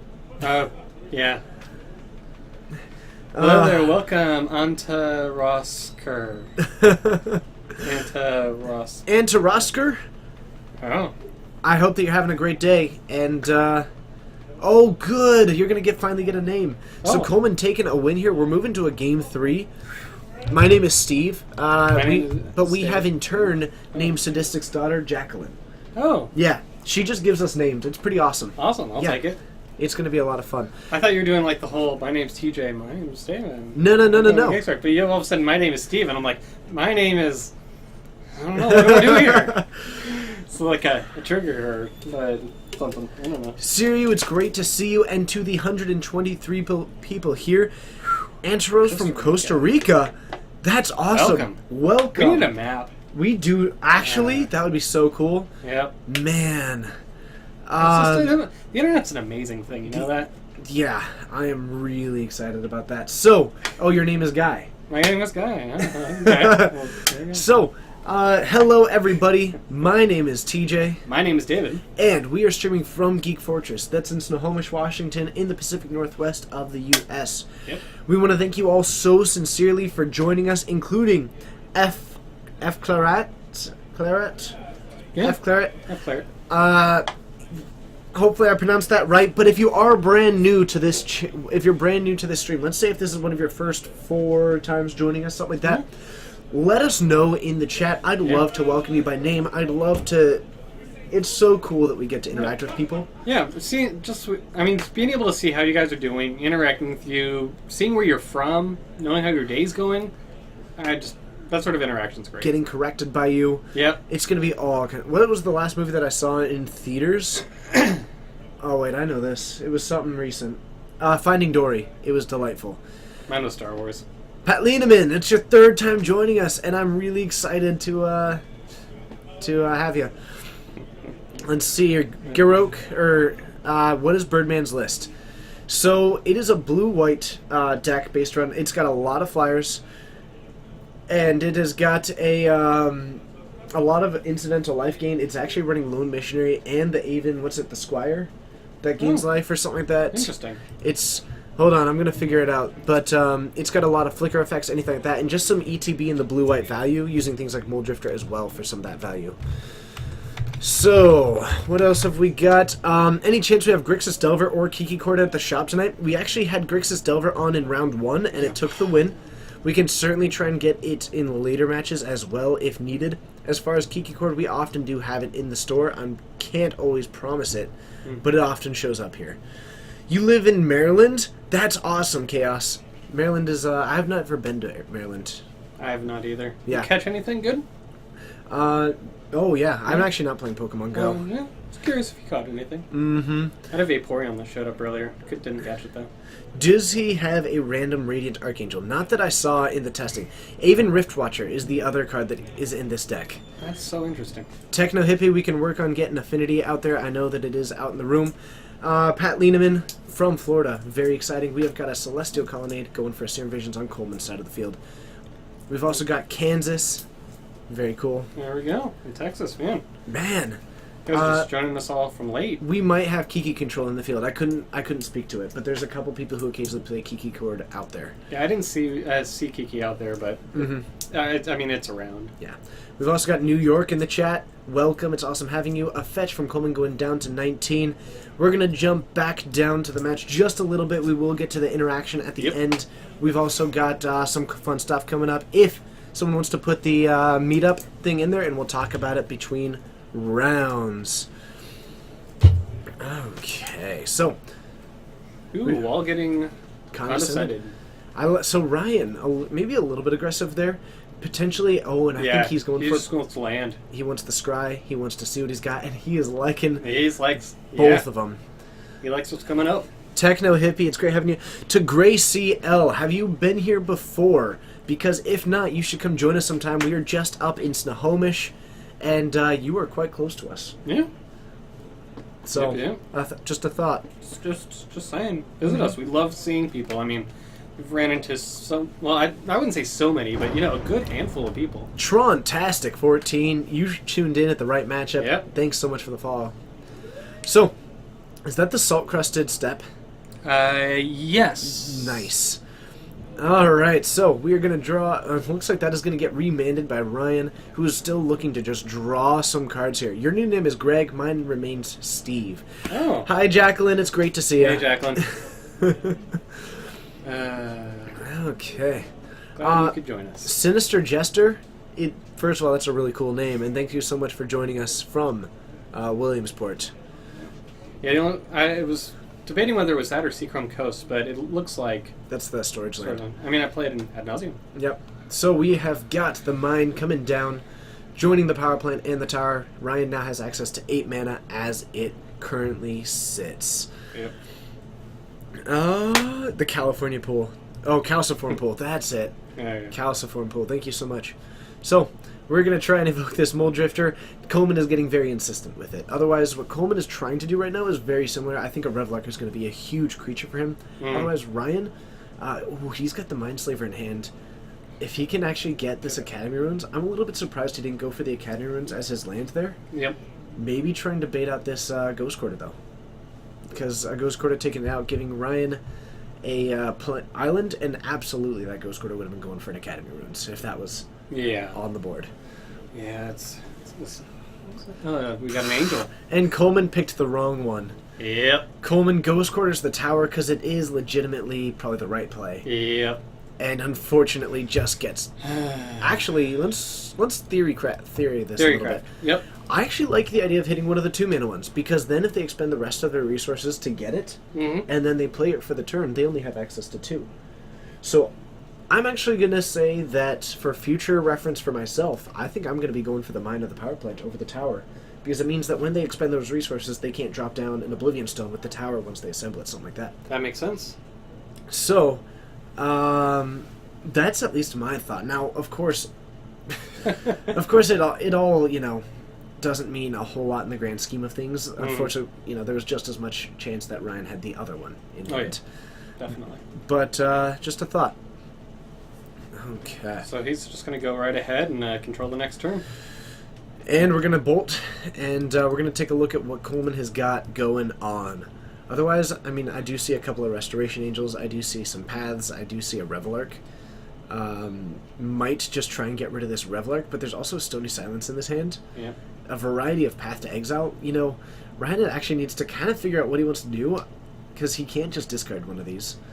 Yeah. We could end up going for just play as many of them as we can, and then try to maybe play out the Stony Silence and the Wall of Omens, and then you can path the Wall of Omens, choose not to search, and then you can just minus Ugin to try and get some of those other ones. But yeah, actually, it's going to be really hard to disrupt this one hugely right now. Yeah, it looks like he's just going to go ahead and path a Resto and even better. Search. And just leave him tapped out. Yep. Okay. Needle's an interesting card. I really like it, and I think it should... I shouldn't say that. I like seeing it in modern sideboards, but there's just so many more effective sideboard cards. There's a lot more board committal in Modern, which means that there's a lot more targets for Pithing Needle, so it's hard to really lock one down and name the right one. Mm-hmm. In Legacy, there's significantly less targets. Umezawa's Jitte, Stoneforge Mystic, Deathrite Shaman. Yep. I mean, you could go Wasteland. Like, yeah, you take down some of those ones. You could take down like the port, and we're going for the ult. So we're going to go up to 27, and we have got good things happening here. Yep. Okay. Yeah, and Coleman has maybe a turn left. Well, it depends on what permanents come down. Yeah. So, a Steel Hellkite and a Platinum Angel and an Expedition map coming down, that ain't bad. Yep. Because he can go and get the Academy. Oh, no, he has the the Academy. That is game then. Yeah, well, he has to... Yeah. He's got enough mana for this. Oh, and he's got the Spellburst lock too. That was the thing, is like he had 2 outs. And he didn't have it. No, the Spellburst lock, in addition to the Academy Runes lock, in addition to a Platinum Angel and an Ugin on the battlefield, there's nothing happening for Coleman there. Yeah, that was just So, too much. We've got about 25 minutes left. We're going to ask David to head out, try and find us a game 2, a game 3, something. We're going to try and see what we can get. Hopefully, we can actually get one this round. We'll see what we can do, and it's going to be a great time. I'll see you up in the booth, and I've got 2 fun things to tell you about. See you there.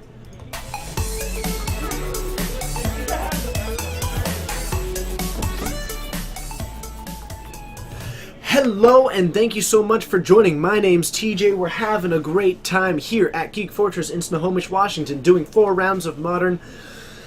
I'm so excited. David, the tech guy, is my co-host tonight. It's always a blast having here.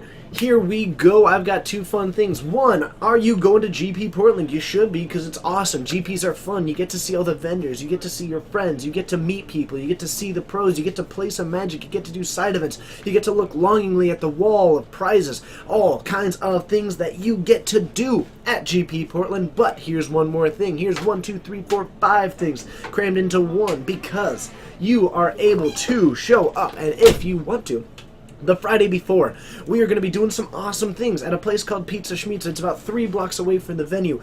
The Fortnites and myself, a variety of the co-host people from the store, we're going to be sitting down, having a blast at that pizza place Friday night for dinner. Now, what we would like and what we thought would be a fun idea is that if you're going and you want to, come have dinner with us. Come eat some pizza. Have a good time. Let's talk. Let's give us the opportunity to meet the people that we interact with so much. I'm excited. It's going to be awesome. It's a standard GP, but you know what? There's always side events, and I am all kinds of excited. David L. Byer, what do you need help with?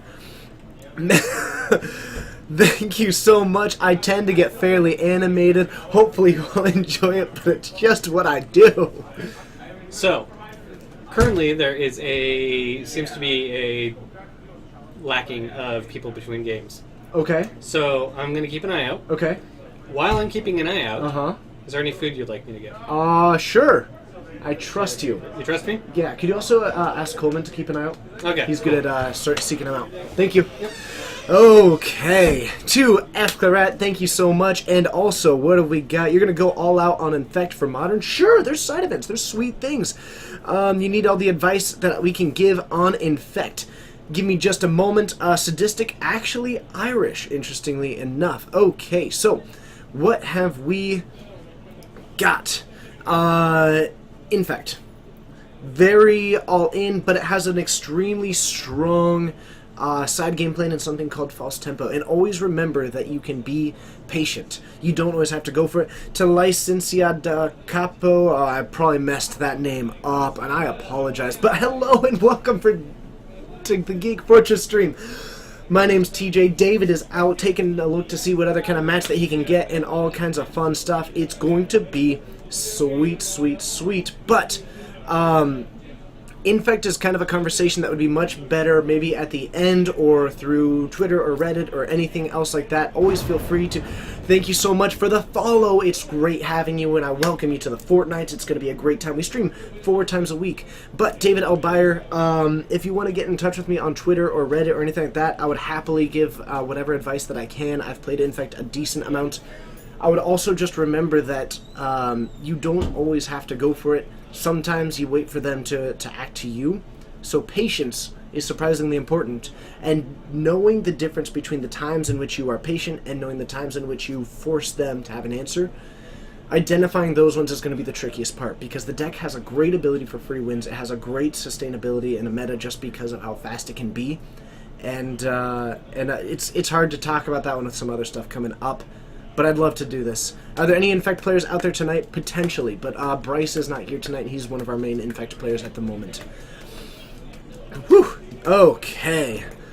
How many generic brand energy drinks did I eat?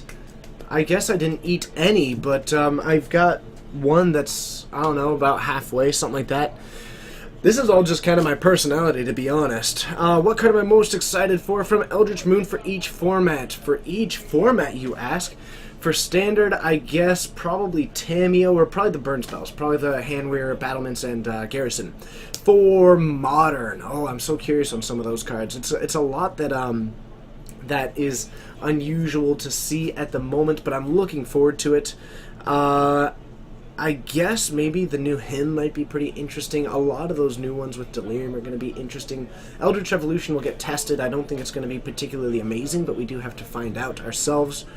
Oh no, Modern's going to be weird, and in Legacy I'm going to say the new Thalia. Backno, that is excellent recommendation. Also, anytime that you can see Tom Ross playing Infect, check out Tom Ross playing Infect. He is far and away pretty much the best one. Also, yes, the Jessup brothers are another excellent one to watch. Okay, any Elves players tonight? Mox Ryan. Actually, we do have a decent amount of Elves players out, at least in the store. I'm not sure if they're out there at the moment, but potentially either Logan or Jacob Anderson, or we have some Elves players. So whether or not they're out there at the moment, I was getting this ready just before we started, but I believe so that we do, in fact, have Elves. I would expect that we do. Yes, it's really interesting. A lot of these cards, a lot of the cards in Eldritch Moon are so on the fence, with their power level in Modern. And it's going to really take a lot of testing, because there's so many ones that aren't breakaway favorites. They're not ones that I say, hey, that immediately slots into a deck. It's going to be amazing. It's going to be incredible. Everyone's going to run it, and it's going to be busted. There's a lot of cards that make me think that needs to be tested because it's got potential. And I'll be curious to see which ones end up fulfilling that potential. Let's see some Grixis Delver and some Bant Eldrazi. Nope, we did have Grixis Delver in round 1. I'm excited about that one. I really don't think that Eldritch Evolution is going to be good enough for a ban, but we'll see. Myope Chris, correct me if I'm wrong there, but thank you so much for hitting that follow button. It is phenomenal having you, and I'm going to take a quick moment here while we should be getting another match soon. Thank you so much, everybody, for coming and joining and being a part of this experience, which continues to completely put me in awe at what we've been able to do as a small store with an actual budget of 0 and a bunch of volunteers doing all the stuff, and some extremely an extremely good and willing team working around us, and an extremely great and willing player base who's willing to be on camera, and you guys. All of you are amazing. So, yeah, thank you. I'm shocked. And also, of course, David Bradbury for putting together this amazing layout. Okay. Eldritch Evolution is the only thing that actually has any potential. I'll be curious. There's a lot of things that are on the fence for me. Jeskai Control, we do like to have that one around here. We do have 2... let's see here. Yeah. There is occasionally Jeskai Control. We do often have that one available to us. What else have we got? David L. Byer, thank you so much. I do really appreciate that one. You got a top 8 seed with affinity at a 60%. Hey, Backno, congratulations. That's awesome. Keep rocking it. And, yeah, that's awesome. Great job there. All right, in... Miyama Juan Blanco, it's what you feel when you cast a lightning bolt with your opponent at 3. Ah, man. And Tarasker. I honestly can't pronounce that name. If you could give me a quick pronunciation guide so I can actually do that, or you can just see me continue to struggle with it. Thank you. I'm really, really proud of what we've been able to do. Okay. We'll talk about this later. Actually, we've got a full... This will be for later, but we had a discussion about it here. All right. Remember to ask me. Okay. Okay, he just asked me whether or not you should hit the tower. He talked about this. They did. Okay. David L. Byer, I love that we're so interactive with the chat. And no matter where we end up going, what we're going to keep trying to do is maintain that. Yep, Because I think it's important. That's a very key part of us, I think. Yep. Okay. I've got generic tacos. I love generic tacos. There we go. Generic tacos. No! Grab whatever. Man, the TJ Struggle Bus. Or is it the TJ's Tuggle Bus? I think it is the TJ Stuggle. Oh, TJ Stuggle. What is the TJ Stuggle Bus? Yeah. Interesting. They didn't tell you about that? I honestly don't know about that one. But, I really like the new Spirits deck, whether or not I don't think it can really contend with some of the other things happening in Modern. But, still, I can certainly appreciate that one. Now, there are going to be some fun things happening. Just so you all know, there's a fun rule, and this might be news for David as well. If we eat while on stream, we also have to dance while doing it. It's true. Yeah. I've seen it before. I have not participated. Oh, man. So we had a...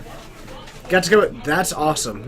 Coming in with prizes is always good, and I appreciate all decks. We've got a knock. Next round's up. Next round's up. Next, All right. we've got round 3 coming up. I hope you're excited. We certainly are. It's going to be a great time. And while we are waiting to find out what it is, me llamo Juan Blanco. I am so sorry to hear that. But if you are just joining us, remember, if you're going to GP Portland, I'm going to keep letting you know. And if you are planning on going, let me know. Let me know if you intend to come and have some pizza with us, because I'm really excited about that. And it's going to be so very, very cool. Did we open a pack yet? Interestingly enough, we have one left. One pack left. That's it. That's all that we've got left of that box. We're going to open it tonight, but we have not opened it yet. So maybe at the end of this round we can do something along those lines. Do I have it? Yeah. The deck? Yeah. Can I borrow it? Yeah. Sorry. No, that's cool. I've never played, so... Boom. Lending out decks even in the middle of the event. Whoa, the lighting just got significantly better here, and I honestly don't know why. Apparently that light has been operating on half volume, but it is going to match very well. It's like we're being lit up by Sigarda as well. How many people are playing? I think we're somewhere in the 20s, but I can't actually confirm that without being out there at the moment. Did you say that we're somewhere in the 20s right now? As far as players go? Yeah. Excellent. So, I do see the players that we are on, and I do think I know what... Is this the next round? Yep. So we have got Joe, who is on something absurd, going up against Ryan, who is on Obzon. Yep. Okay. And what is Joe on? He's zombies. He's on Modern Bombardment? I believe so. Okay. I am excited about this. And loving the green screen. Hey, thanks. The light got brighter, and so now it actually looks like we're being lit up by it. You went to Seattle yesterday and got a dragon. If you went to Seattle, why didn't you come up to Snohomish and come play Magic with us? Where it's at. Seriously. Dio Von Karma. It's definitely worth thinking about. You even live up north. You could have swung by here on the way. Fun fact, if you were ever wondering about whether or not you should go to Geek Fortress, this is a Pokestop. Fun fact. Is it? Yeah. Oh. Geek Fortress is a Pokestop. Alright, let's head on down and have some fun. Round 3.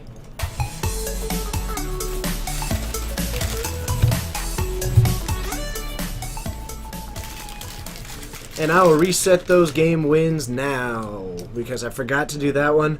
We gave David our power, and suddenly the power's up. Yep. Yes, absolutely I'll take true. I do like the bot. Your gaming store is a gym?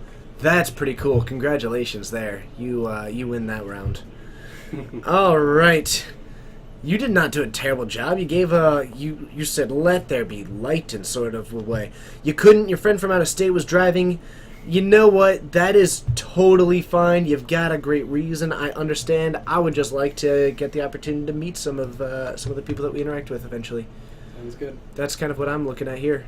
Let's see which camera this is really quick. Okay, that's that one. Sorry, I'm trying to fix the light that we currently have happening. Okay, so we are going to be hopefully fixing that one. Hey, TJC, you came through a month ago and met Dylan. That's awesome. I hope it was a good time. I'm sorry that I wasn't there, but hopefully it was a solid time. And look at that. We're back to looking somewhat normal. I'll take it. I'd like to think it's Sigarda's light that I made that same joke. I know. So what is Modern Bombardment? Let's talk about that one. All right. So, what have we got Modern Bombardment. This is actually, I think, going to be this is a Mardu deck now, actually. Mm-hmm. He switched it, and he went for a different splash for white recently, so that he can run Lingering Lingering Souls, Souls? things like that. Yeah, I was going to say. But this is going to be a sacrifice deck using a lot of enter the battlefield things like the Perforos as well, and then a lot of sacrifice outlets and things like Blood Artist and Zulaport Cutthroat, and then using sack outlets like The blood. No, not blood. This Viscerous here? the Viscera and the Greater Gargadon. Gargadon. Ooh. So, Ryan on a mid-range deck, Joe on a pretty light hand at the moment, but this is a particularly interesting deck. It is not the lesser Gargadon. Yeah, this is a sweet deck, and I absolutely love it. Joe has been working on this one a lot. A Greater Gargadon turn 1. This, fun fact, is an uncountable sack outlet, is basically how it operates. Love it. Yeah. Otherwise, we've got some sweet obs on mid-range operating on the battlefield. Right now, Joe probably favored from just grinding perspective, but the path to exile that Ryan has access to is going to be key. Definitely. Except out of the board, he doesn't have access to Anger the Gods, which is unfortunate. But Scavenging Ooze seems okay. Wow. Nice. Yep. Uh-huh. Whew. So, what have we got here? You're building your modern deck, need 2 more Snapcasters and Zen Fetches. You'll get there. You'll get there. And a Blood Artist coming down for Joe. What a sweet deck. He doesn't play Squee, but I will have to mention it to him. I think he may have considered it at one point, but I'm not sure if he still is. But the Blood Artist should have expected that there'd be I should have known. Yep.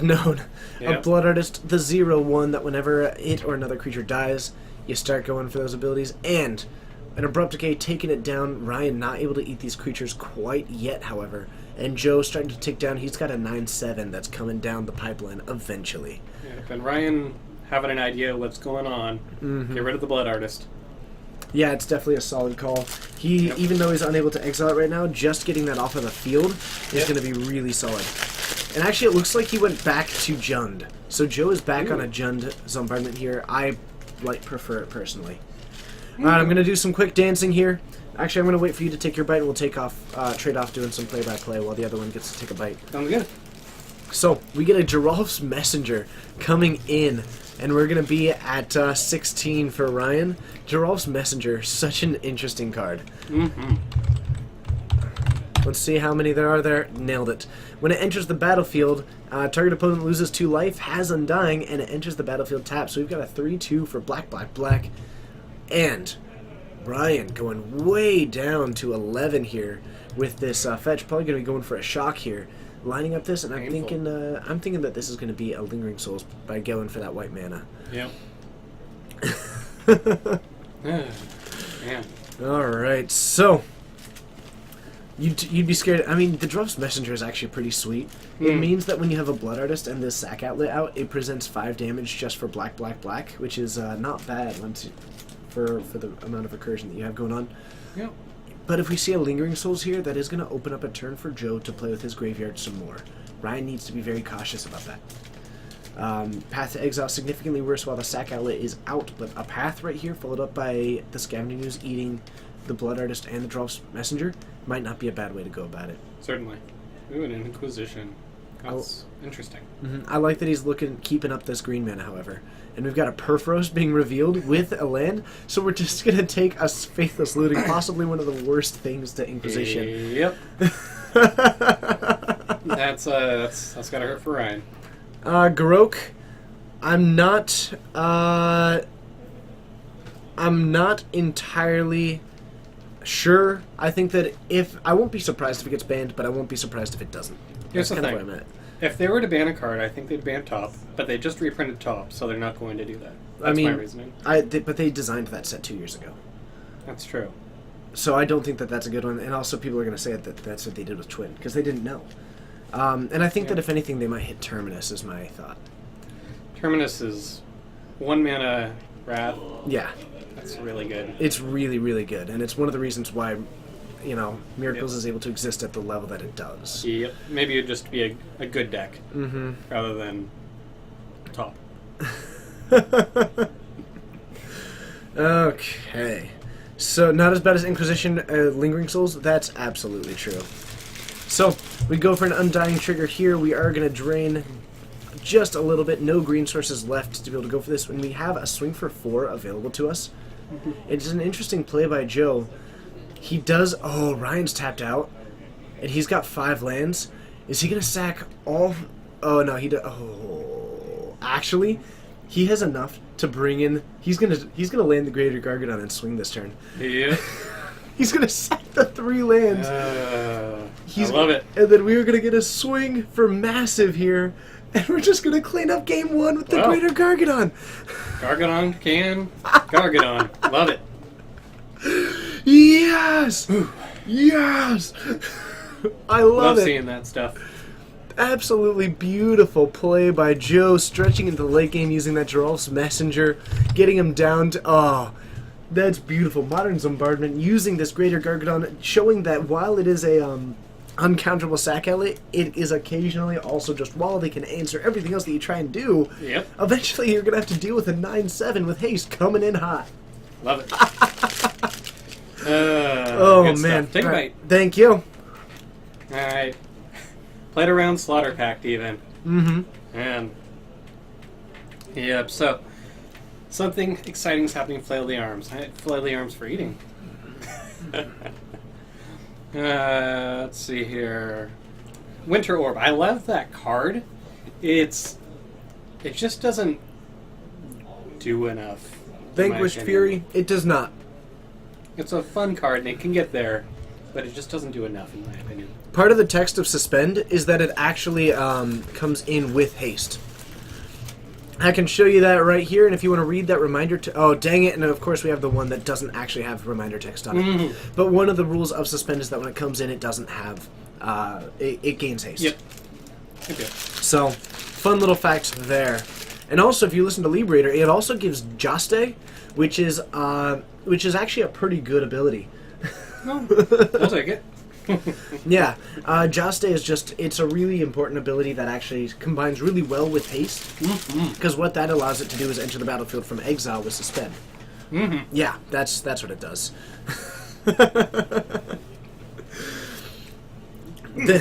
Elspeth, thank you so much for the reminder text there.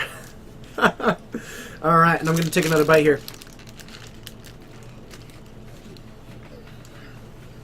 And hey there, Elspeth. It's been a while since I've seen you. Elspeth Knight Aaron, it is incredible to see you. Yep. It has been a long time with no C, and you are a rock and roll hero. Haste with Yeah. Jitte. Oh, that makes sense. Jeez. That's a way better one.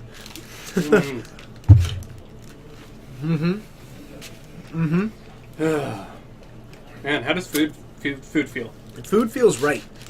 It Good. feels like it's what my body needs to really pump out this level of energy consistently. I dig it. Which, if you're looking for, hey, you know what, Elspeth Knight Aaron, I forgive you. You know what, you have been with us since the very beginning. Yep. Elspeth Knight Aaron was Very probably in our early. first 2 weeks joining us. And I remember freaking out because that was our first celebrity in the chat because Yep, it's Elspeth, it's Elspeth. herself. Yep. So, oh, man. Does anyone else not like lettuce on their generic tacos? I mean, I'm fine either way. Yeah. I'm good either way. But I guess the point that I'm trying to make to Elspeth Knight Aaron here, in addition to everybody else, is that we appreciate all of you. Yep. And some of you have been with us a long time, and some of you have been with us very recently. And every single one of you are just a part of the Fortnites. Fantastic. It's great. Lord Red Raven. What a great name. I'm always a fan. Um, So, there was a bunch of Grixis Delver last week. Yes, there was. yeah. There was a lot of Grixis Delver happening, and some of them were interesting. There was also a really sweet Sultai one. I actually subsist entirely on pure red magic. Ooh. I would love it. Broken Pots, it's great to see you. Ninja, thank you so much. We try. I think we do try. I think we do. I've seen your work, David. I know you try. And if that's you not trying, then I'm extra impressed. Oh, man.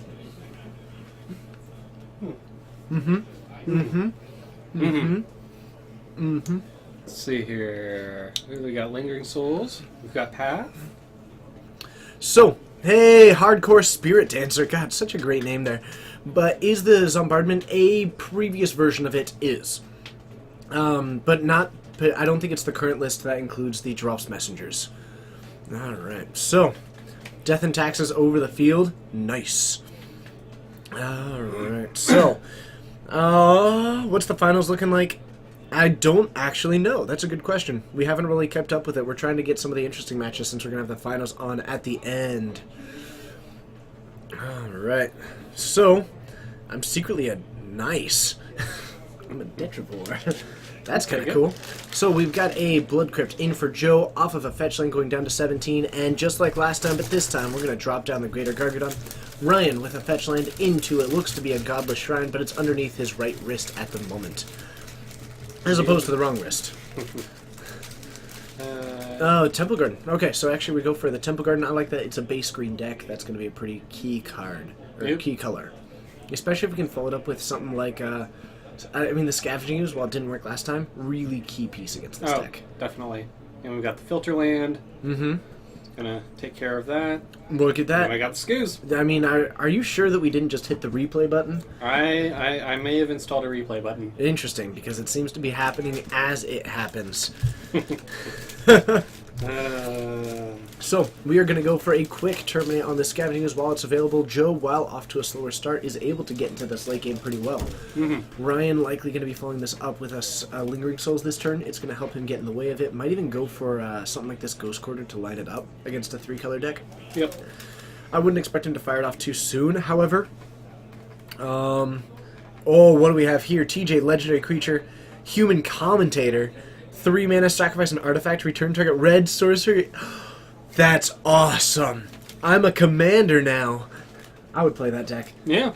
It You would don't be have a so power or good. toughness, though. It would be so, oh no. There's also there's the Tiegler Elf and there's Gaddock Tiege. Quarthian, it's great to see you. It has been a while since I've seen you, but I'm happy to have you back. Tarmogoyf hitting the battlefield as a 3/4 with a basic swamp joining the field. Otherwise, is Joe 4-color? Yes, it would appear that Joe... Well, it looks like it. Yeah.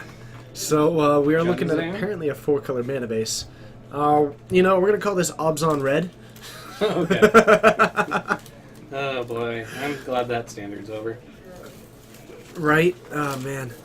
We could also call it, I guess we could call it Mardu Green. Yes, his swamps are altered to have the Boo the Ghost on them. Yes, Jake Beardsley, we can talk to Joe and have him update his own deck list. He actually is one of the mods on our Tapped Out account, so he can certainly do this. Yep. We'll persist him. We'll bother him. Where are the Siege Rhinos? Orzhov Gruul. Yes. Ooh, that's a nice one. That's a great one.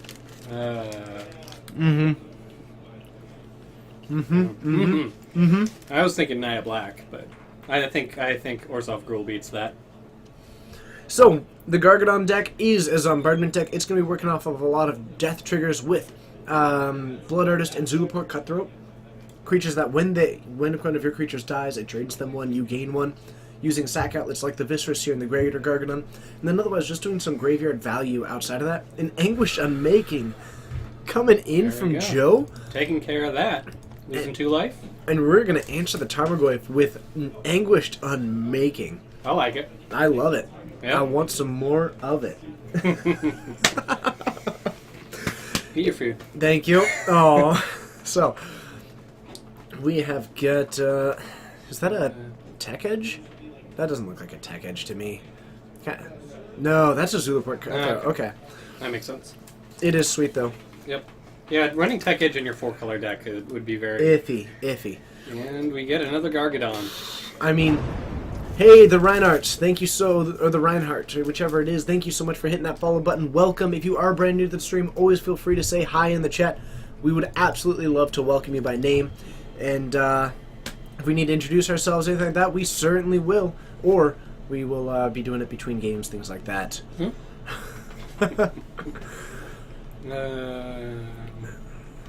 Alright, Alpha XY, that's pretty reasonable. I know I shouldn't sing. I'm a terrible singer, but I do it all the time when I'm not actually streaming. I do a great job at holding holding it back. We got another Goyf hit in the field.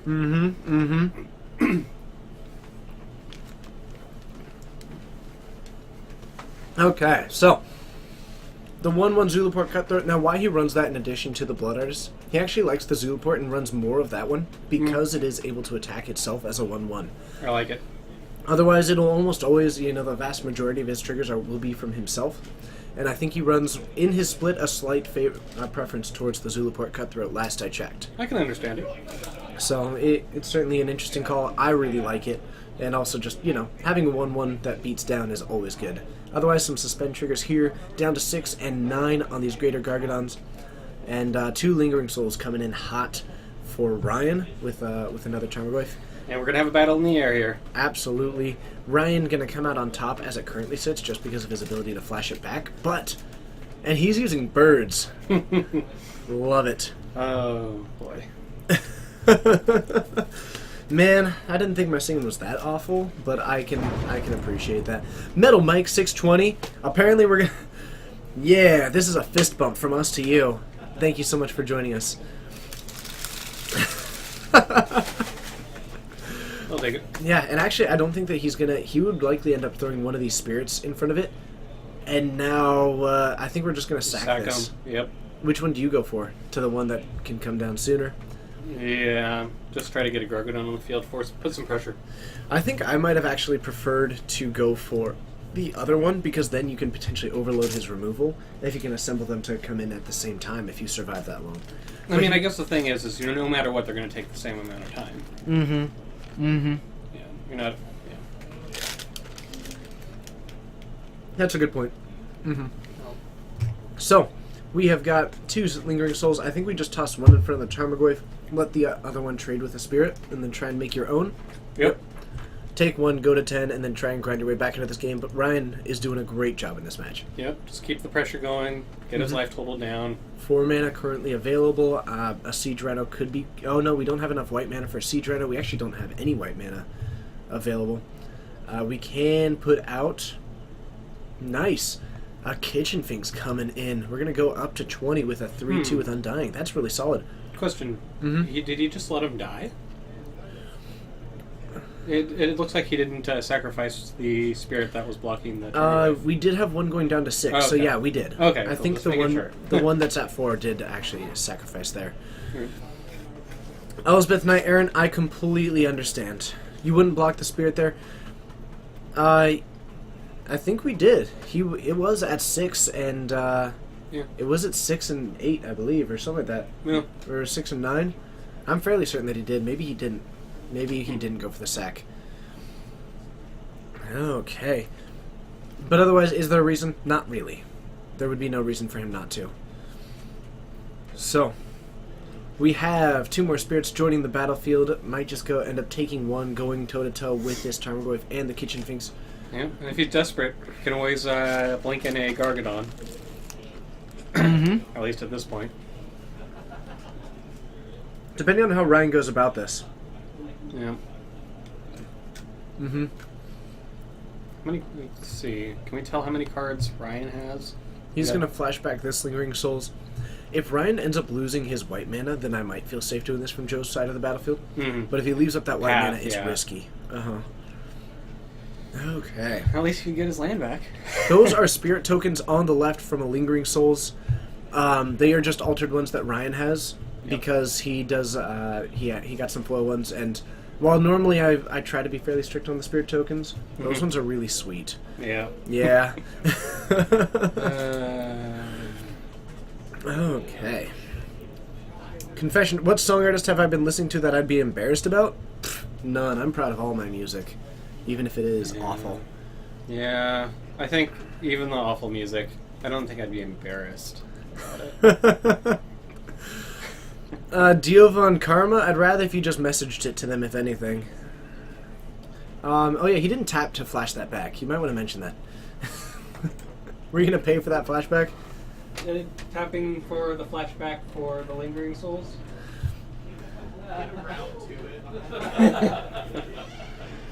Alright. So, we're going to take some damage here, go down to 7 on Joe's side of the battlefield. Yes, we are going to cast pay for the flashback itself. Yep. And Lingering Souls is free when you flashback, right? apparently, there were apparently some pretty serious flashbacks because they just came so quickly. So Ryan down to 18. Joe at a 7 and not looking too good for this game. He's looking No. down. Path to Exile is in Ryan's hand, and I don't know. I mean, Yeah, I don't think there's a way out at this point. Like, I'm trying to think of a single card that he could have. so the Grim Grim Haruspex. I mean, anytime that he sacks a creature, he'll be able to draw a card. If he's going to find an answer, it's going to be this way, but that is pretty much on blocking duty right now. Yep. I mean, Perforus isn't going to do anything. Damnation is still probably not enough. Yep, we have an Inquisition. We're going to take a look at a Faithless Looting, a Relentless Dead, a Gatekeeper of Malakir, and a Gatekeeper of Malakir. I think that Gatekeeper might end up coming out for Game 3. Actually, not that good against Lingering Souls. Yep. Oh, man. I ain't freaking. Yeah. Are you faking this? Am I faking it? No. I'm faking what? You ain't faking this? I ain't faking nothing. Okay. Well, I ain't freaking, and you ain't faking this. Yep. So, I guess we'll just have to let it go. Man, it's fun to say stupid things. Yep. So we've got to swing with the Kitchen Finks, the Tarmogoyf, and one Spirit Token, keeping back one. That is, I mean, maybe trying to be a little bit cautious about the potential of this crackback there, but he's got the white mana up and the path in hand. Strikes me as unusual, but if you've got the same clock regardless of whatever you do, I can understand going for leaving one back if next turn you can swing for the kill regardless. Yeah. But actually, interestingly enough, I may have liked it because Joe being at 3 means that if he's able to assemble enough ground blockers, it's at least going to take Ryan a longer time. Yep.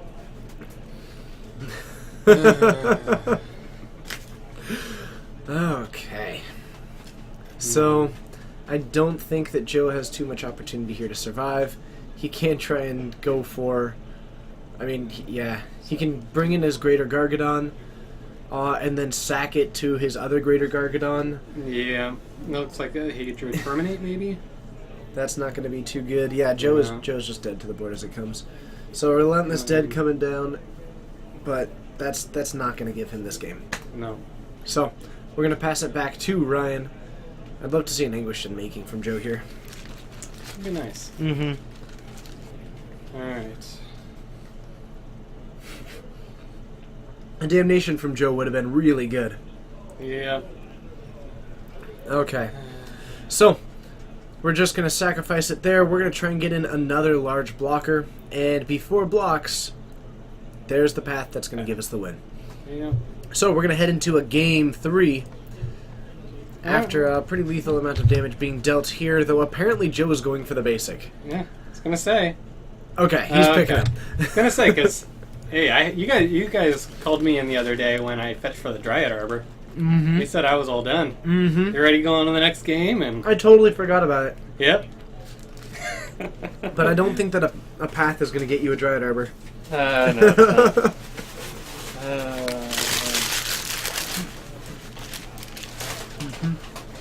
Mm-hmm. Food is delicious, by the way. Seriously.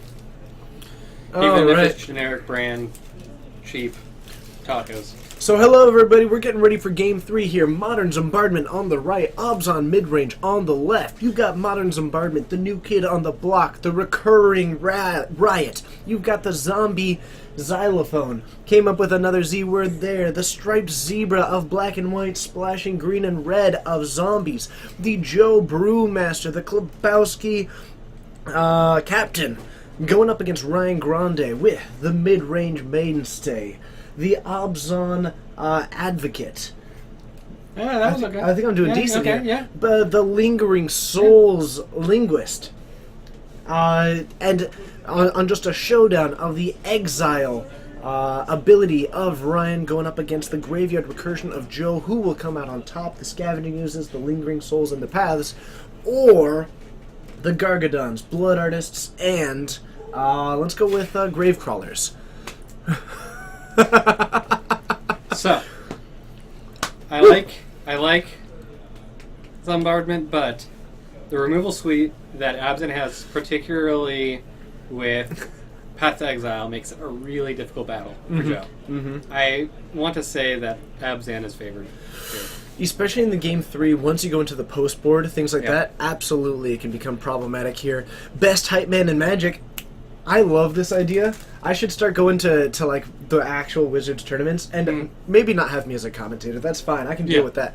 Just be But as we go into the intro and like, welcome to the Pro Tour. Yeah. Welcome. We're in bright sunny. Where is it? Oh, New Zealand, doing the things and the stuff. Lord of the Rings started it, but we're here to finish it. The fantasy showdown of a lifetime.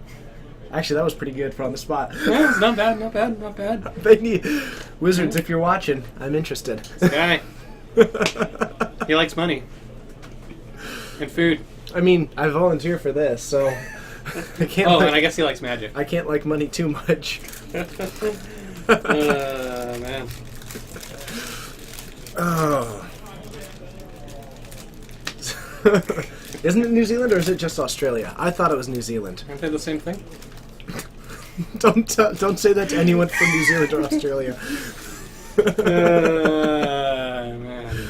Oh man, so we are heading into the game 3 now. Joe does get to be on the play in this one. That's going to be fairly relevant. We do have a turn 1 Gravecrawler, and we do have a Relentless Dead in hand. We might almost just see him try and curve out here.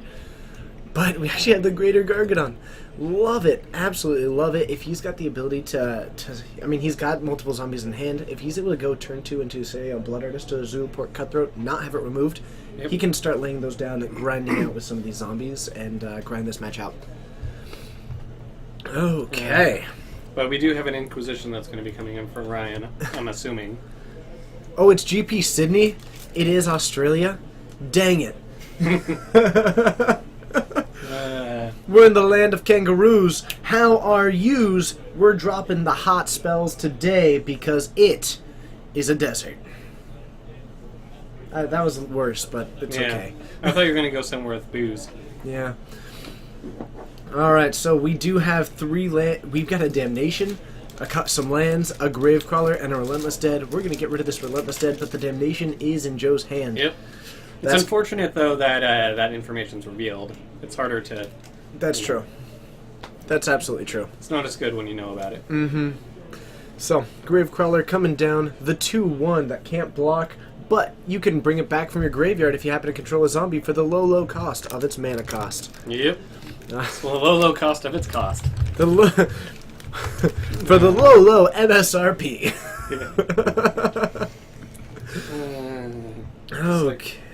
Okay.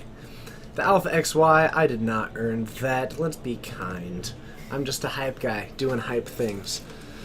So, we do have a Kitchen Finks in hand. We don't have the Scavenging Ooze from Ryan, who actually is just...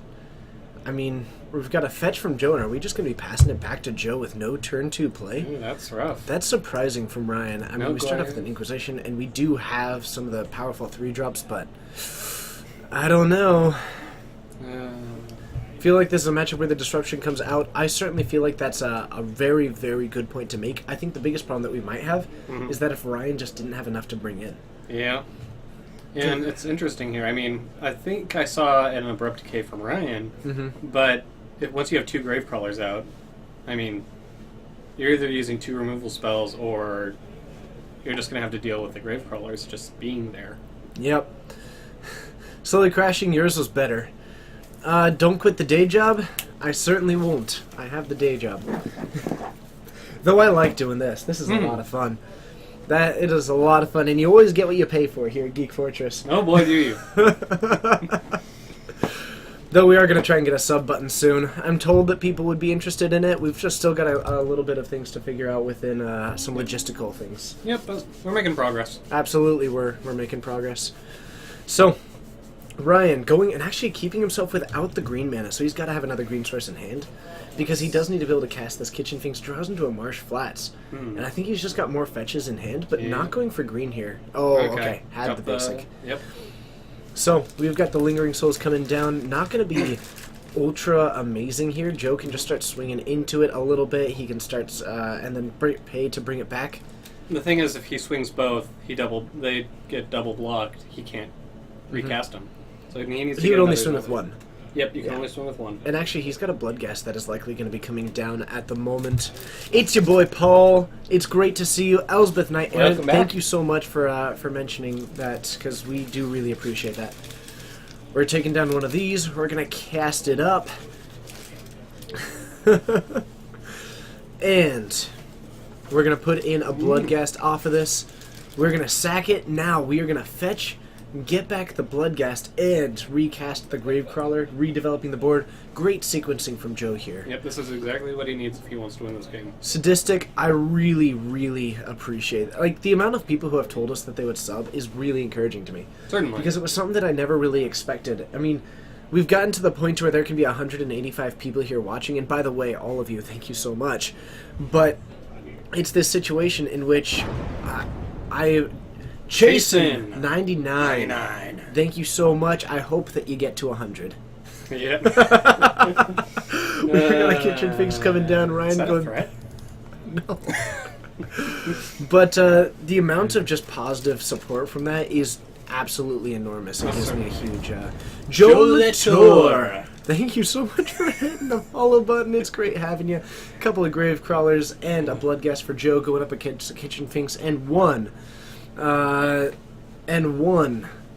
spirit token. One is the loneliest number. We are 86 people away from a man. So we have got a Faithless Looting from Joe, who's going to be pitching. Looks to be a zombie and a Greater Gargadon, but not able to see his graveyard super well. If you wanted to open the door and ask him to lower it, you can. I think I can. And we're going to get a swing in, really signaling that he has got the land in hand. Ryan going to be gaining 2 life here, getting a 2-1. Kitchen Finks. Okay. Hey Joe, would you be able to lower your graveyard a little? Okay. Yes. Thank you very much. Okay. So we do have a Bloodghast in the graveyard and we've got 2 Bloodghasts in there. Psychro! It's X Psychro X, thank you so much. Have we thought about what we're doing for the 3K? I actually have thought about it. I'll be talking to people soon. I do have an idea, and I think it'll be fun. It does involve giveaways, which is something that people tend to like a lot, and I came up with a little bit of an idea of what we could do for it. And then I guess I can talk, or should I just talk about it now, or should I talk to the host first? What are your thoughts? Do we get their opinion or the host's opinion before progressing? I think we could get a little bit of their opinion. Okay, so my thought is actually what I want to do is get each of the hosts to all sign a playset of a card, and then just each playset do a random giveaway for it. So like you do a playset of a card, I do probably a playset of bolts, and whatever it is, we just send it to someone, and maybe just set a little bit of a price limit on it, but also That's just good. make it sweet cards. What are your thoughts? Is that something you'd be interested in, or should we come up with something else? Always feel free to let me know. I'd also be interested in doing a magic wrap eventually. I can do that. Maybe not for 3K, but I can do that. Which reminds me, I've been actually trying to think about the mana symbols that would represent each of us as casters. A what? So, like when it shows our names, when we have the higher view, in part of the next version Okay. of the layout, next to you would probably be a red symbol. Nice. I Yep. like that. And it would just kind of represent. Bryce would probably have red and blue. Mm-hmm. Okay. No, it would be like I think it would be good cards, but maybe just not like, maybe not a playset of Scape Shifts by David. Unless he really wants to. But that's spending. Yeah. So, we swing in with 2 of these Gravecrawlers, signaling that we probably have another Gravecrawler in hand, or at least a zombie that can come back. Yep. Because otherwise he is without one right now, or we are getting the Gatekeeper of Malakir kicked, baiting him into taking out the 2 Lingering Souls, kicking a Gatekeeper of Malakir, taking There down the we Kitchen Finks, go. clearing the board with That's no Lingering Souls in the graveyard, and next turn Joe can fully rebuild this board by bringing out these Gravecrawlers. If Ryan doesn't have the path to this Gatekeeper, Joe just got into a sweet spot. Nice job. Yeah, let's bring that up for the viewers. Absolutely, we should. Yep. So that's a nice. Ooh. Scoot. Should have known. Should have Yeah. known. So Skadji, oh, that is brutal. That is really brutal. That is an unfortunate way to go about it. Yes, I did end up eating a Tibble, Elsbeth Knight Errant. I did. Yep. Oh, it's a vampire. Dang it. I thought it was a zombie. Never mind. That's right. I'm wrong. TJ's wrong. The kitchen finks had already died before. Yeah. Scoos is... It's okay. Yeah. It's not... You know... It's not... at all bad. That card's really good. So, we just hit 200 for the night. Hello to everybody. My name's TJ. My name's David. We're streaming from Geek Fortress in Snohomish, Washington, doing 4 rounds of Modern. We've got another one after this, doing all kinds of fun stuff. If you're brand new, toss it in the chat. I'd love to welcome you. Always feel free to hit that follow button. We stream 4 times a week. I'll talk a little bit more about that at the end of this game, and it's gonna be sweet. 3 counters on this Scavenging Ooze for Ryan after devouring that graveyard, leaving back a Gravecrawler as opposed to one of these Bloodghast because it can come back so easily. Also going up to 19.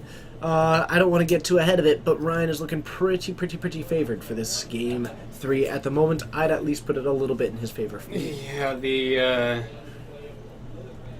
Scavenging Ooze was a pretty huge shift. I mean, that's... It's a good card against a graveyard-based deck. Yeah. There's a reason why Obzon runs it. It's Yep. because it's such a great toolbox in just some matches. Yeah. Project Bear, it's great to see you, and actually some of the Welcome. numbers going up. Breathe. We don't need me passing out. Oh, thanks. First you told me not to talk, and now you're telling me to keep talking. Alpha XY, you gotta meet us in the middle. X means middle. Is that? That's where the 2 lines meet. Oh, nice. Okay. Project Bear, congratulations on your 4-0 Jesgeist, as I like to call it. I like it. So, we've got 2 mana, a Gatekeeper not kicked? Strikes me as unusual here.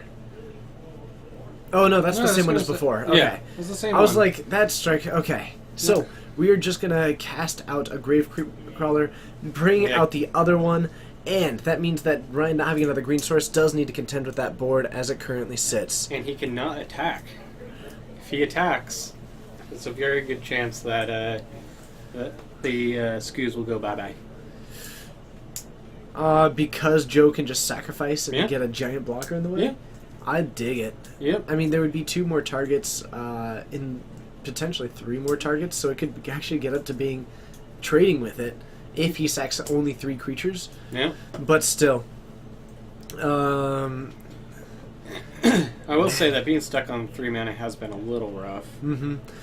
there's a couple of people interested in that deck. Oh, for the Jesgeist. Yes, actually, I really like the Jesgeist deck. That's a really sweet one. Definitely. And if I have an excuse to play Geist of St. Traft, I'm all over it. Yep. So a Stirring Wildwood coming into the becoming active might just go for the swing for 3 while keeping back the Scavenging Ooze. Again, somewhat of a risky play. While you may not actually go for it, I'll be curious to see what happens. Swing it all out. Ooh, if you're Joe, do you take this damage, which is 6, 7, 8, 9, but next turn you can go for a swing in for 9, 10, 11, 12, 13, 14, 15 as it currently sits. Oh man, but then you end up dying to the crackback. You can't really block with these. Oh, this is a risky call.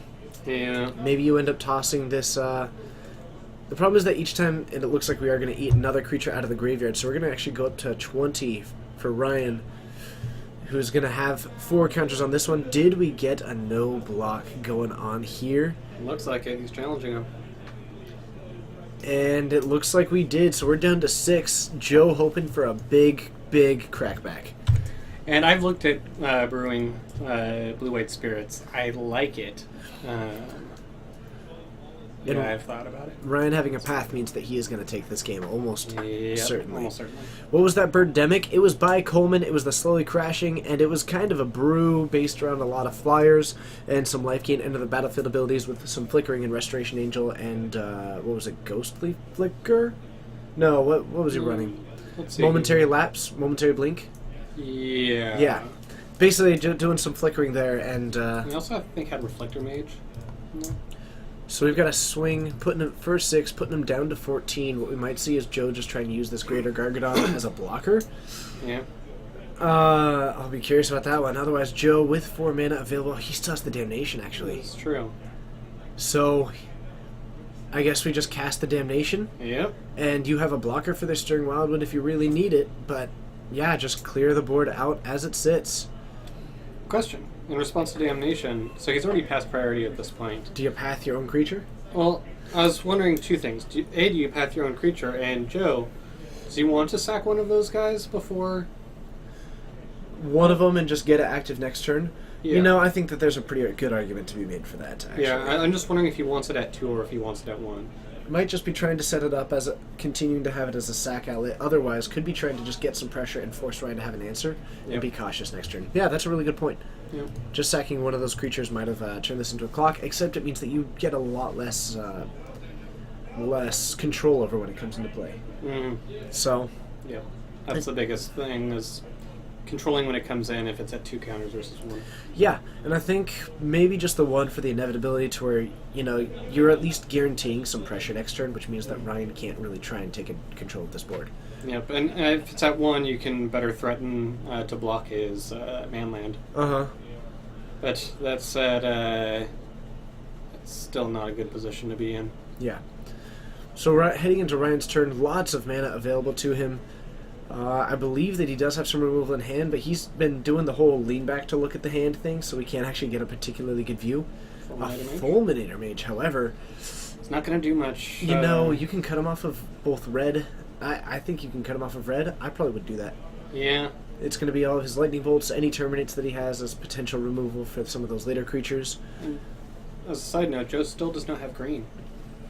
Joe still not having green, and we might see Joe, if this Fulminator Mage points at one of these, he's just going to sack it to the Gargadon likely. Oh, definitely.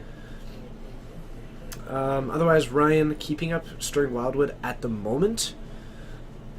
I don't know. If I'm Ryan, I think I want to try and close this game out. He has a Maelstrom Pulse available. He might just be trying to go for the 2/2 blocks.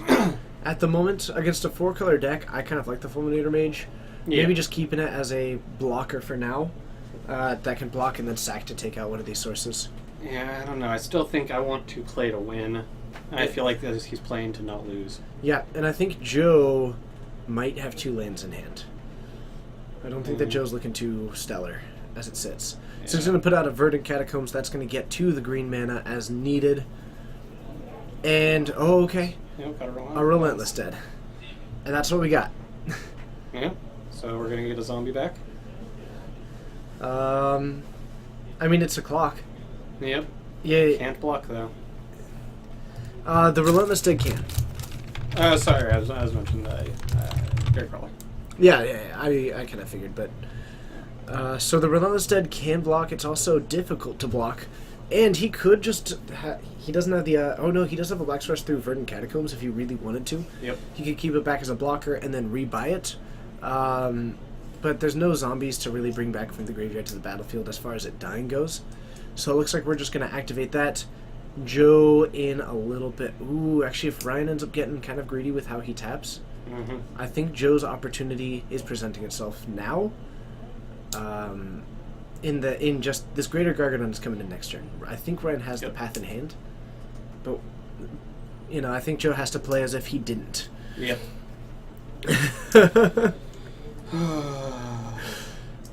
Yeah. Oh yeah. It being a clock is not always the best. Yep. And we're gonna get a giant blocker, and let's see if we go for the classic path before blockers, though. The Catacombs can be sacked to the Gargadon. I suppose that's true. Yep. He still wouldn't have a... I mean, not that he looks like he needs a green source, but that would be cutting him off one of his colors. Yeah. I mean, he could sack any of those lands to it. And path. Yep, we do have the path. If Joe's going to survive, he's going to toss this Relentless Dead in front of the Stirring Wildwood, I guess. Yep. Is Relentless Dead being used in Standard at all? It's not green or white, so the answer is no. And honestly, that's the biggest reason, is that looking at a lot of the spoilers, there are good red cards, and there are good black cards, but they're not as good as the green and the white cards. And that's, while there are plenty of good decks, there is one best deck. Yep. Or at least one best color scheme.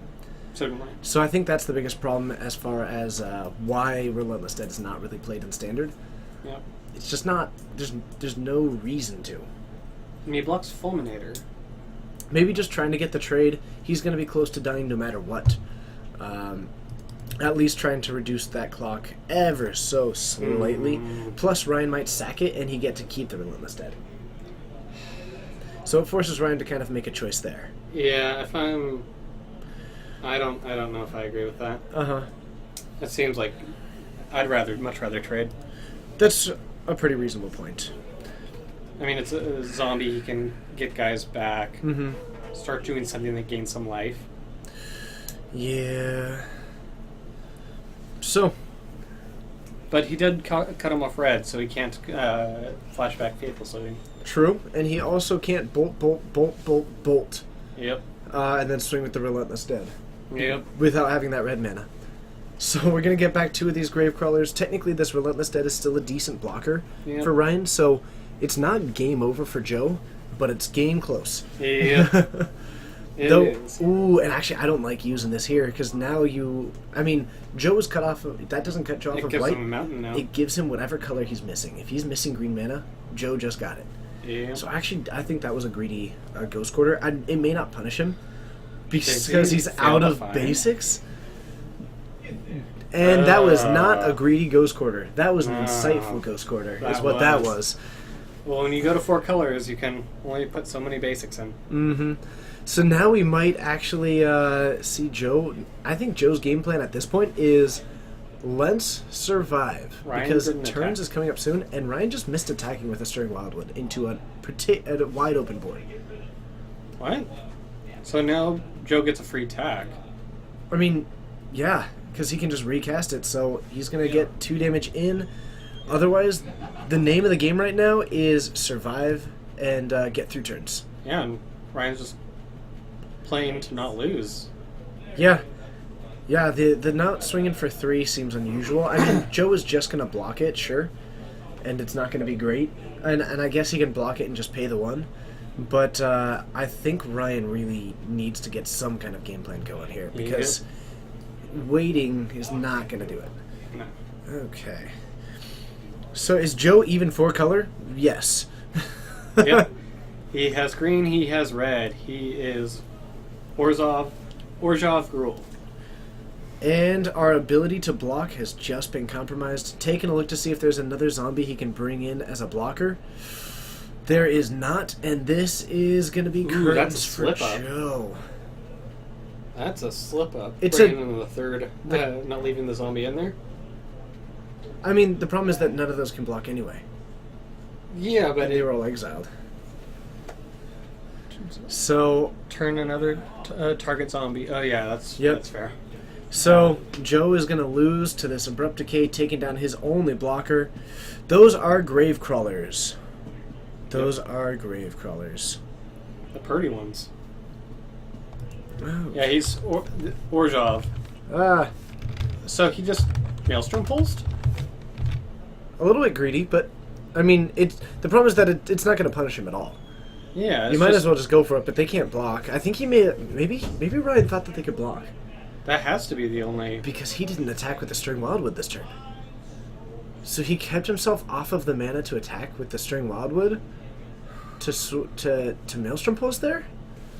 Is that... Interesting. Huh. And he passes the turn. And that's a Liliana, it looked like? That No, is... it's a Visca... No, That's the Relentless Dead, and so he can recast this board. And now, this entire, that entire Abrupt Decay was now It's just- nullified. Yeah. I mean, he just got time locked. Interesting. Hmm.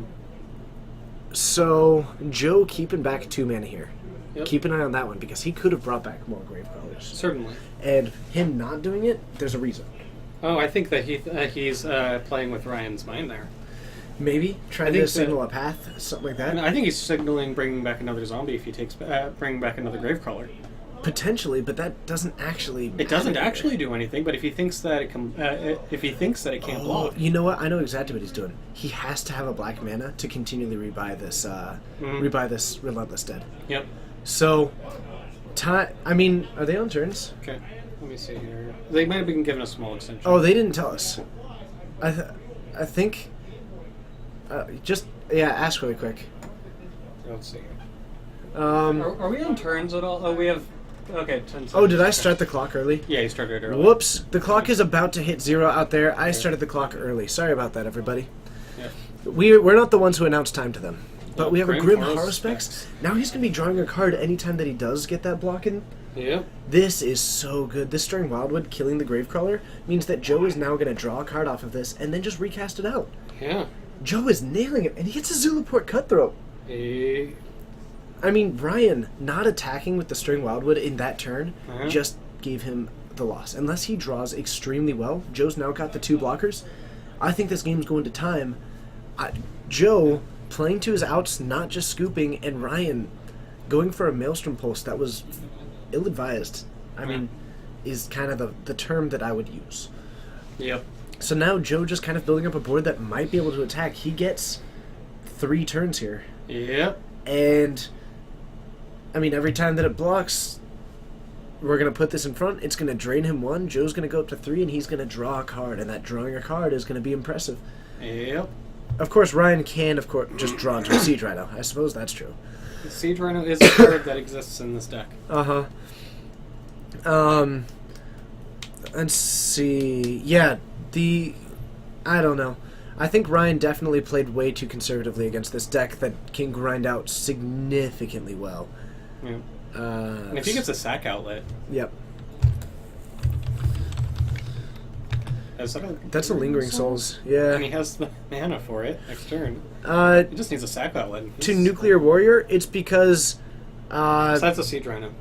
it's because Unburial Rites is less cost restrictive and you can get off of Kiss Ungiven if you're going to do it. Otherwise, 4 mana is a lot, and you have to get the card there in the first place. That's the Siege Rhino. And the Siege Rhino takes it down. Yay, Siege Rhino! Such a good card. He gained a life. Such a good card. So, that's the way that we go, and that's the way that the cookie crumbles. Yeah, And sometimes you get punished. Sometimes you don't. well, yeah. Ryan wasn't punished. Yeah. Ryan wasn't punished. Let's head on back up to the booth and get ready for the finals.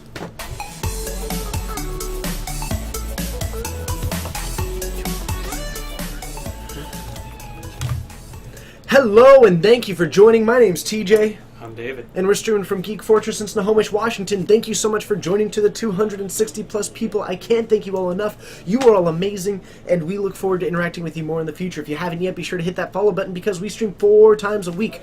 All times are Pacific. It's currently about 9:30 here. Please make the appropriate adjustments in your timetable.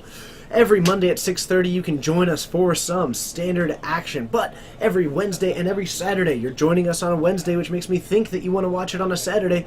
You can check it out every Wednesday at 7, every Saturday at 6. It's going to be a great time all the time. Also, every Friday, we play Legacy at 7:30 Pacific time. It's always solid. It's all kinds of fun. Great crowd here. Fun. The co-hosts are always excellent. The chat is always amazing. The mods are solid. Brezzy is amazing. Brezzy, 43. 43? 43rd. Absolutely cool. So thank you all for joining, and also be sure to mark on your calendars, on your smartphones, to Freedom Cobra. Mark it on your calendars, your smartphones, a post-it note, your arm with a Sharpie. Put it onto a mark. Remind your friends, remind your parents, remind your kids, remind your pets. July 31st. It's a Sunday. You gotta be there right here on the internet with us here at Geek Fortress, twitch.tv/Geek Fortress for our modern PPTQ, which will be starting at noon. It's gonna be a slam dunk festivity fun time in which you can join us for 5 to 6 rounds followed up by a cut to top 8. It's going to be magic all day. It's going to be rock solid. It's going to be the annihilation of amazingness. Wait, hold on. Not that. Oh, man. Yep.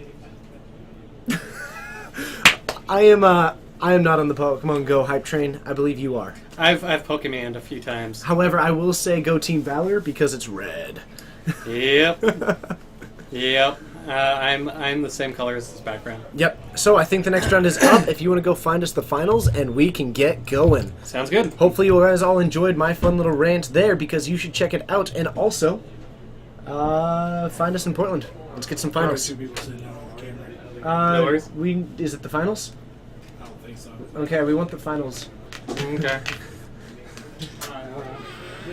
Go B. Alright.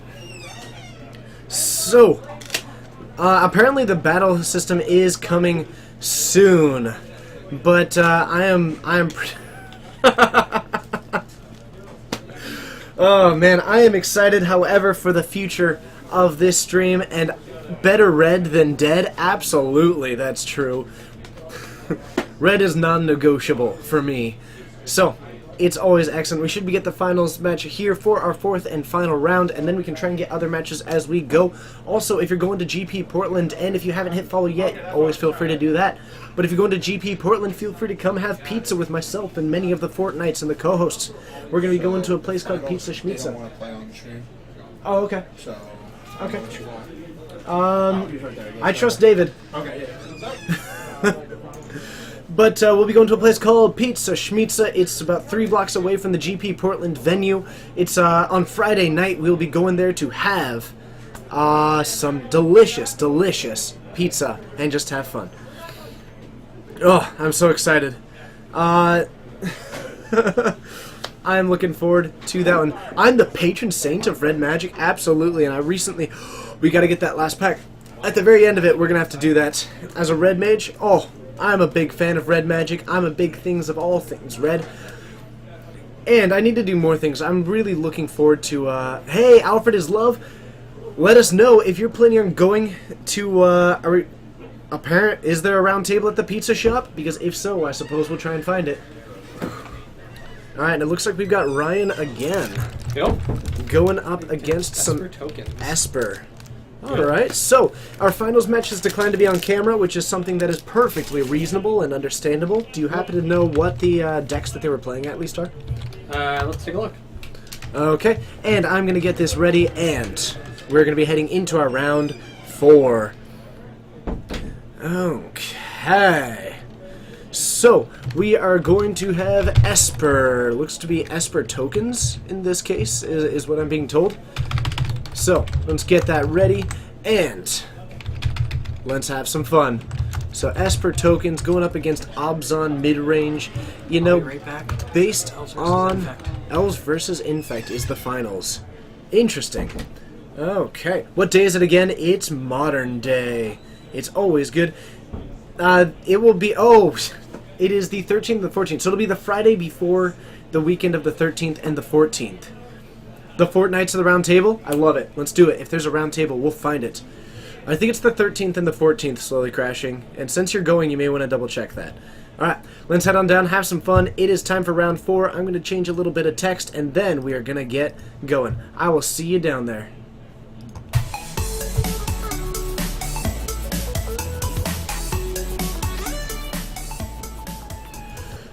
Okay, so we have got Esper tokens up against Obzon, and I know, but you know what? A lot of our players and most of our players are all extremely willing and to be on stream and to let us do the commentary, and I can't thank them enough for it. Occasionally, one of them will request not to be because it is a little interesting thing, and you get pressured there.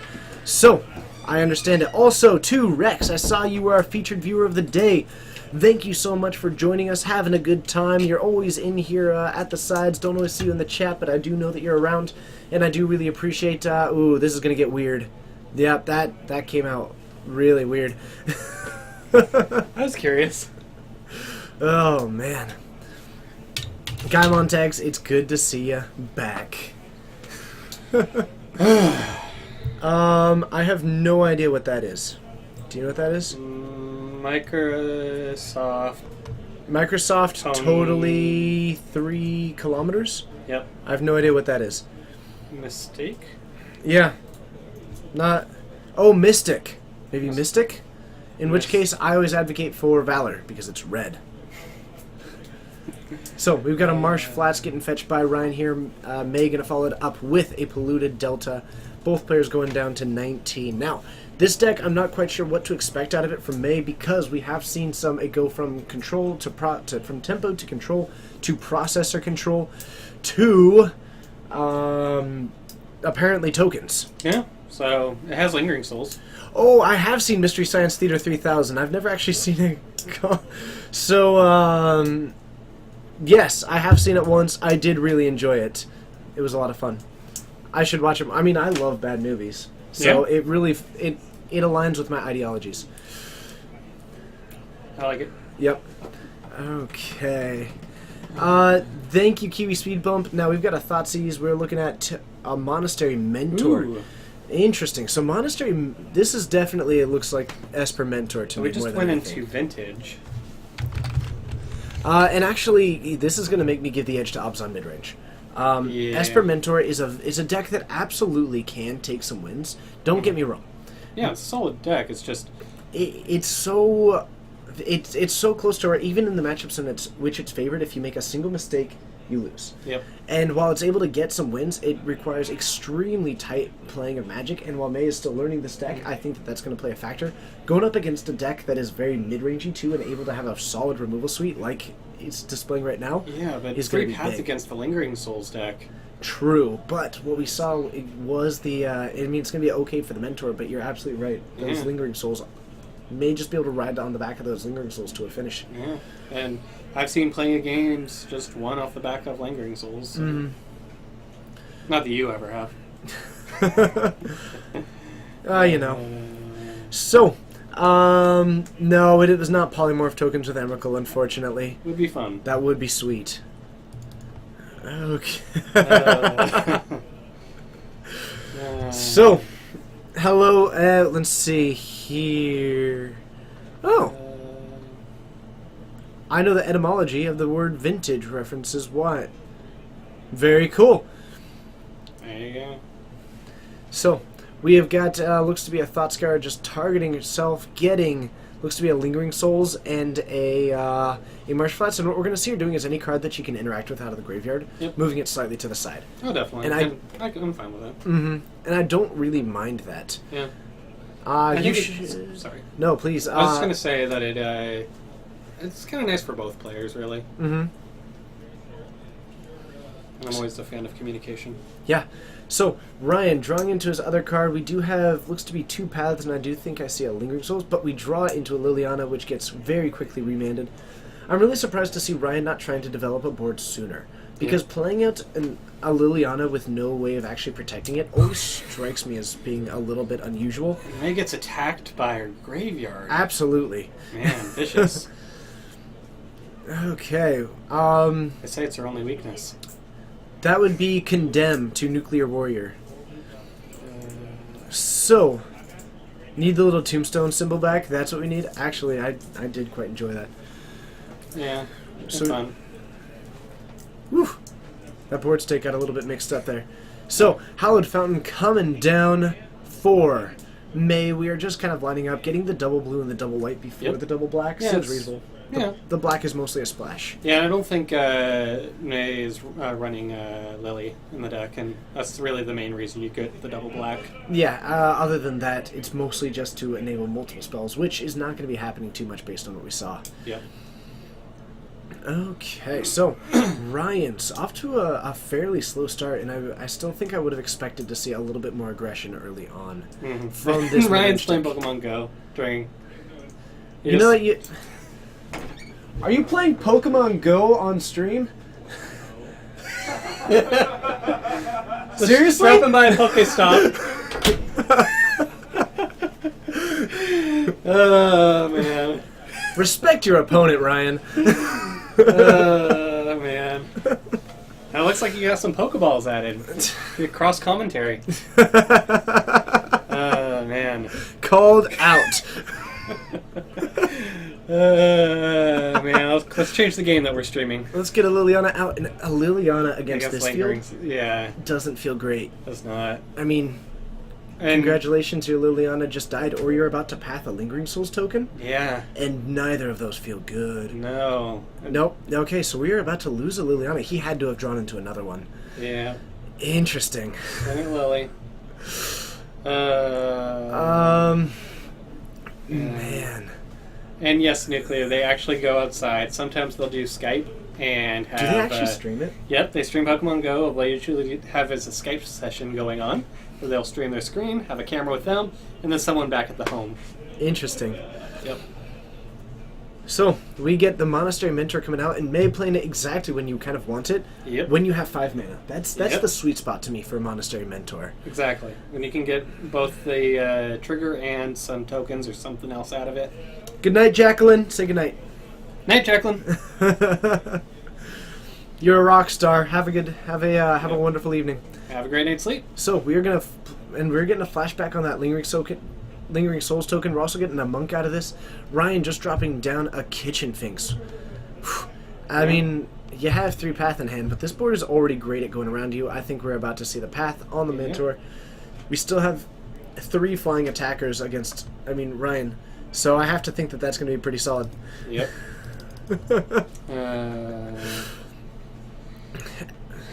Esper Mentor Modern? Yes. It's something that was played a lot more just before Eldrazi Winter. About 6 months Yep. ago, there was this kind of, maybe 6 months to a year ago, there was this popular time of Esper Mentor. Yeah, I mean, people were still playing with a lot of Dragons cards, and things were going well, and then the Eldrazi attacked, and everyone forgot that Dragons was a block. You do Liberator, that is amazing. But I would actually recommend getting the Ink Moths first. I think that it's a lot better to go for the expensive piece of that first. You'll use them in plenty of decks. Mostly Infect and Affinity, but they get played in other stuff as well, and they're just good cards. We got a second Mentor. Nice. Nail it. And probably another Lingering Souls. If another Lingering Souls here is phenomenal. Yep. We're going to flash it back. We've got more flying attackers going up against what we've got.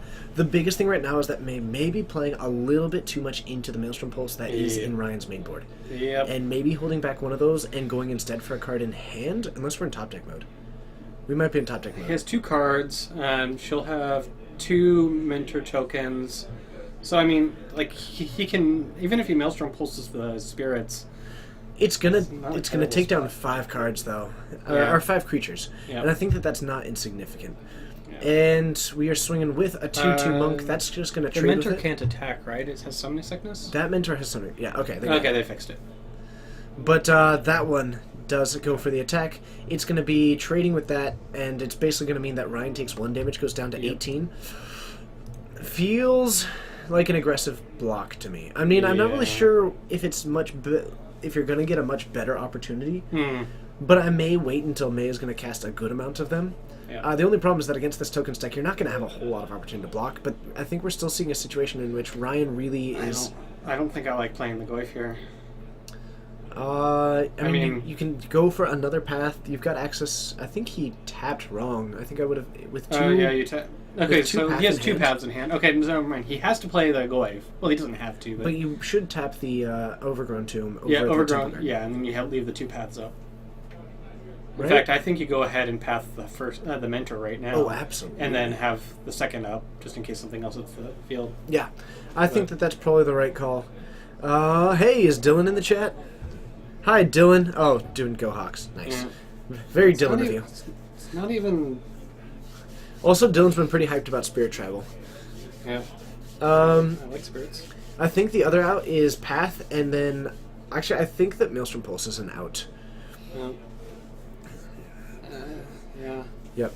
So, Ryan passes it back to May. He's got 1 path available, but May, depending on her draws, and we do have cards in hand, so I think this is a situation in which I would have preferred to see this Thought Scour over the Lingering Souls last turn, actually. Just, you get the same effect. You may not be Another developing, Lingering Souls. but instead of swinging for 5, you're going to be swinging for 3, or you can just Murderous cut that and get a Prowess trigger. That's Yeah. fine, too. So we got... well, we have 2 Prowess triggers, 2 tokens. Assuming that she announced them, and... Dylan doesn't even play MT Pokemon Go. Yeah. So, We're going to take that down, and May does have a pretty solid clock on board as it sits. We've got another 2 monks, huge amount of tokens. Pretty much damnation is what we're looking for here. Yep. So, May, I think, actually drew into the murderous cut too. Yeah. So, we're going to play down a land. We've got a card in hand, and we go for just a giant swing. Fun for all. If we have an instant in hand, this is still a huge amount of damage. We got 1, 2, 3, 4, 5 that's going to be getting through. An additional 5 being presented that can become 9. I mean, that's a potential of 14. If there happens to be like a draw spell, like a Thought Scour into another instant or sorcery, means that it's a lethal being presented. Ooh, hoo, hoo. Yeah. Let's see what we get. We're going to mill 2, we're going to draw. If we get into more instants and sorceries, then this is going to get glorious, but it doesn't look like we are. And we are just going to pick up the cards and go to the next game. Yep. Bye-bye. Okay. Ka versus Thop. Who wins? It kind of... Oh, the background of Sigarda's Aid. I'm not entirely sure what the question is, but I'd probably take... Oh no, we're talking about like a Thopter Sword deck versus a Cobblade deck? Yeah. I mean, one of them is able to get the swords that can get beyond the blue tokens. Yeah. That becomes kind of relevant. I guess I'm wondering if it's what do we prefer, or are they against each other? Yeah, because I would actually take Thopter. I would rather play Thopter Sword, personally. So, hello to everybody, to all 235. We just had Esper Mentor actually take the win there. Yep. I mean, partially on the back of Esper Mentor, but really Lingering Souls being the all-star of that game. Champion. And also, I think what we saw was Ryan being maybe just a little too hesitant in the early game, keeping a hand that was very heavy on removal against a tokens deck. It's not a solid start. Yeah. But then, just didn't really make a whole lot of aggressive plays when you don't want to end up in a situation in which you're dealing with these tokens. And so I think going for the minus against that Spirit token was maybe a little bit unusual. A plus might have been better to get May into top deck mode with a Mentor deck. Yep. Becomes big. Yeah, I think going up instead of down would have helped a lot with that game. And I think Elspeth might like the tokens deck. Just saying. Yeah, absolutely. So I wonder if Ryan has any Knight of Souls Betrayal in the sideboard. Because that's a snap ring in. Okay. Thopter Sword wins that head-to-head. Probably just because you can make more of them. That becomes pretty solid. Everybody. Now we're at 250. Nice. Hello, 250 people. My name's TJ. I'm Dib. And we're starting from Geek Fortress in Snohomish, Washington. Having a blast doing it. Rock and roll lifestyle. I guess. I just say the words. But David here, if you aren't aware, we often talk about David Bradbury, the man who basically made this stream what it is in a lot of ways.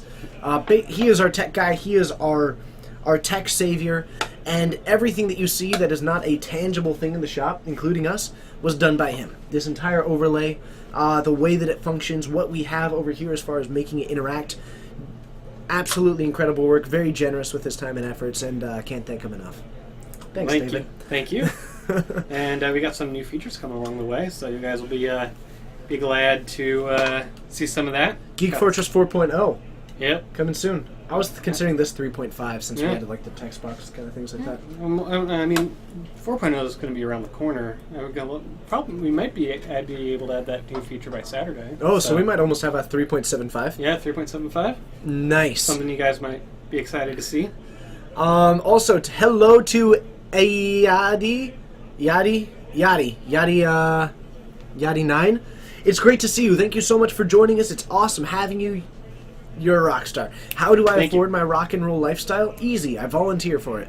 Like all of us do here at Geek Fortress. Yeah, but just like any other aspiring rock star, make no money. You make no money. Those words were having a hard time coming out of my mouth, though. No, but you got it. I got there. Okay.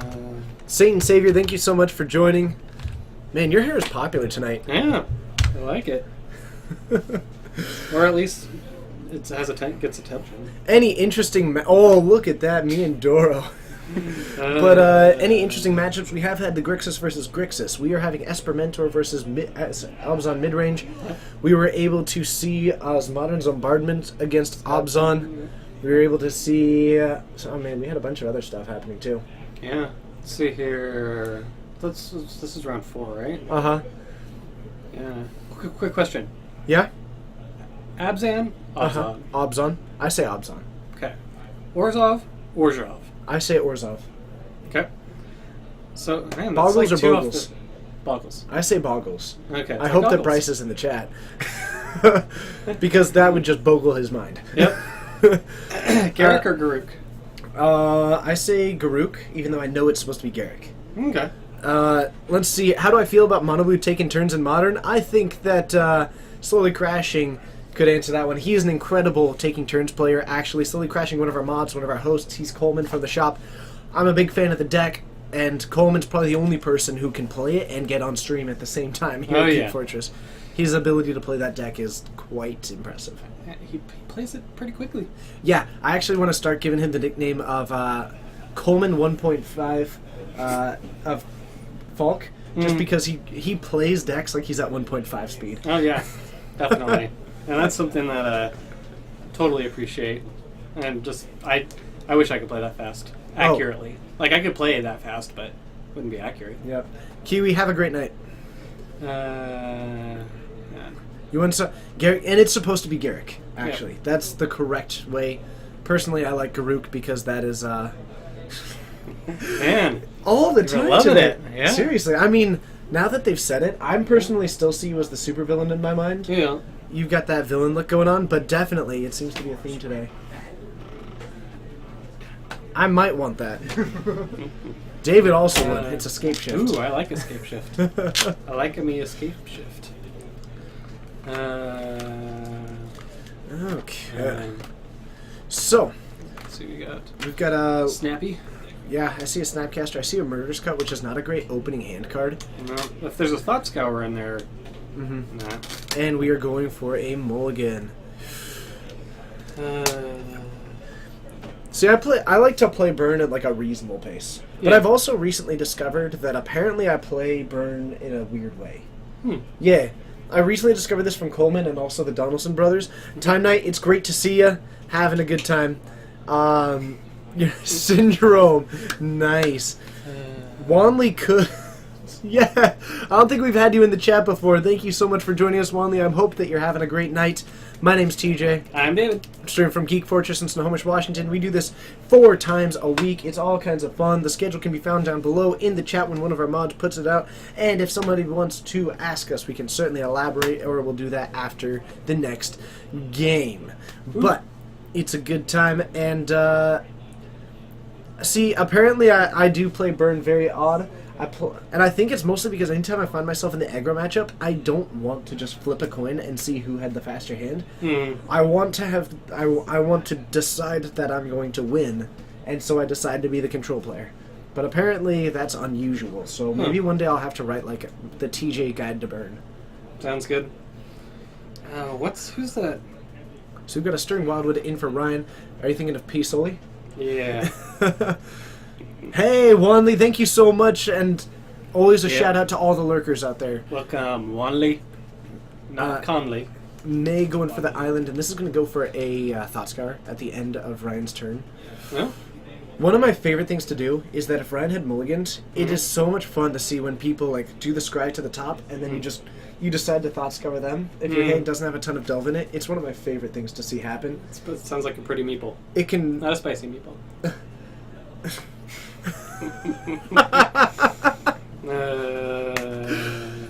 So, Ryan with the Marsh Flats, setting up and actually going for some basics here. Yep. So going for the basics strikes me as a little bit unusual in this matchup. You're not expecting Blood Moon. You're not expecting Spreading Seas, really.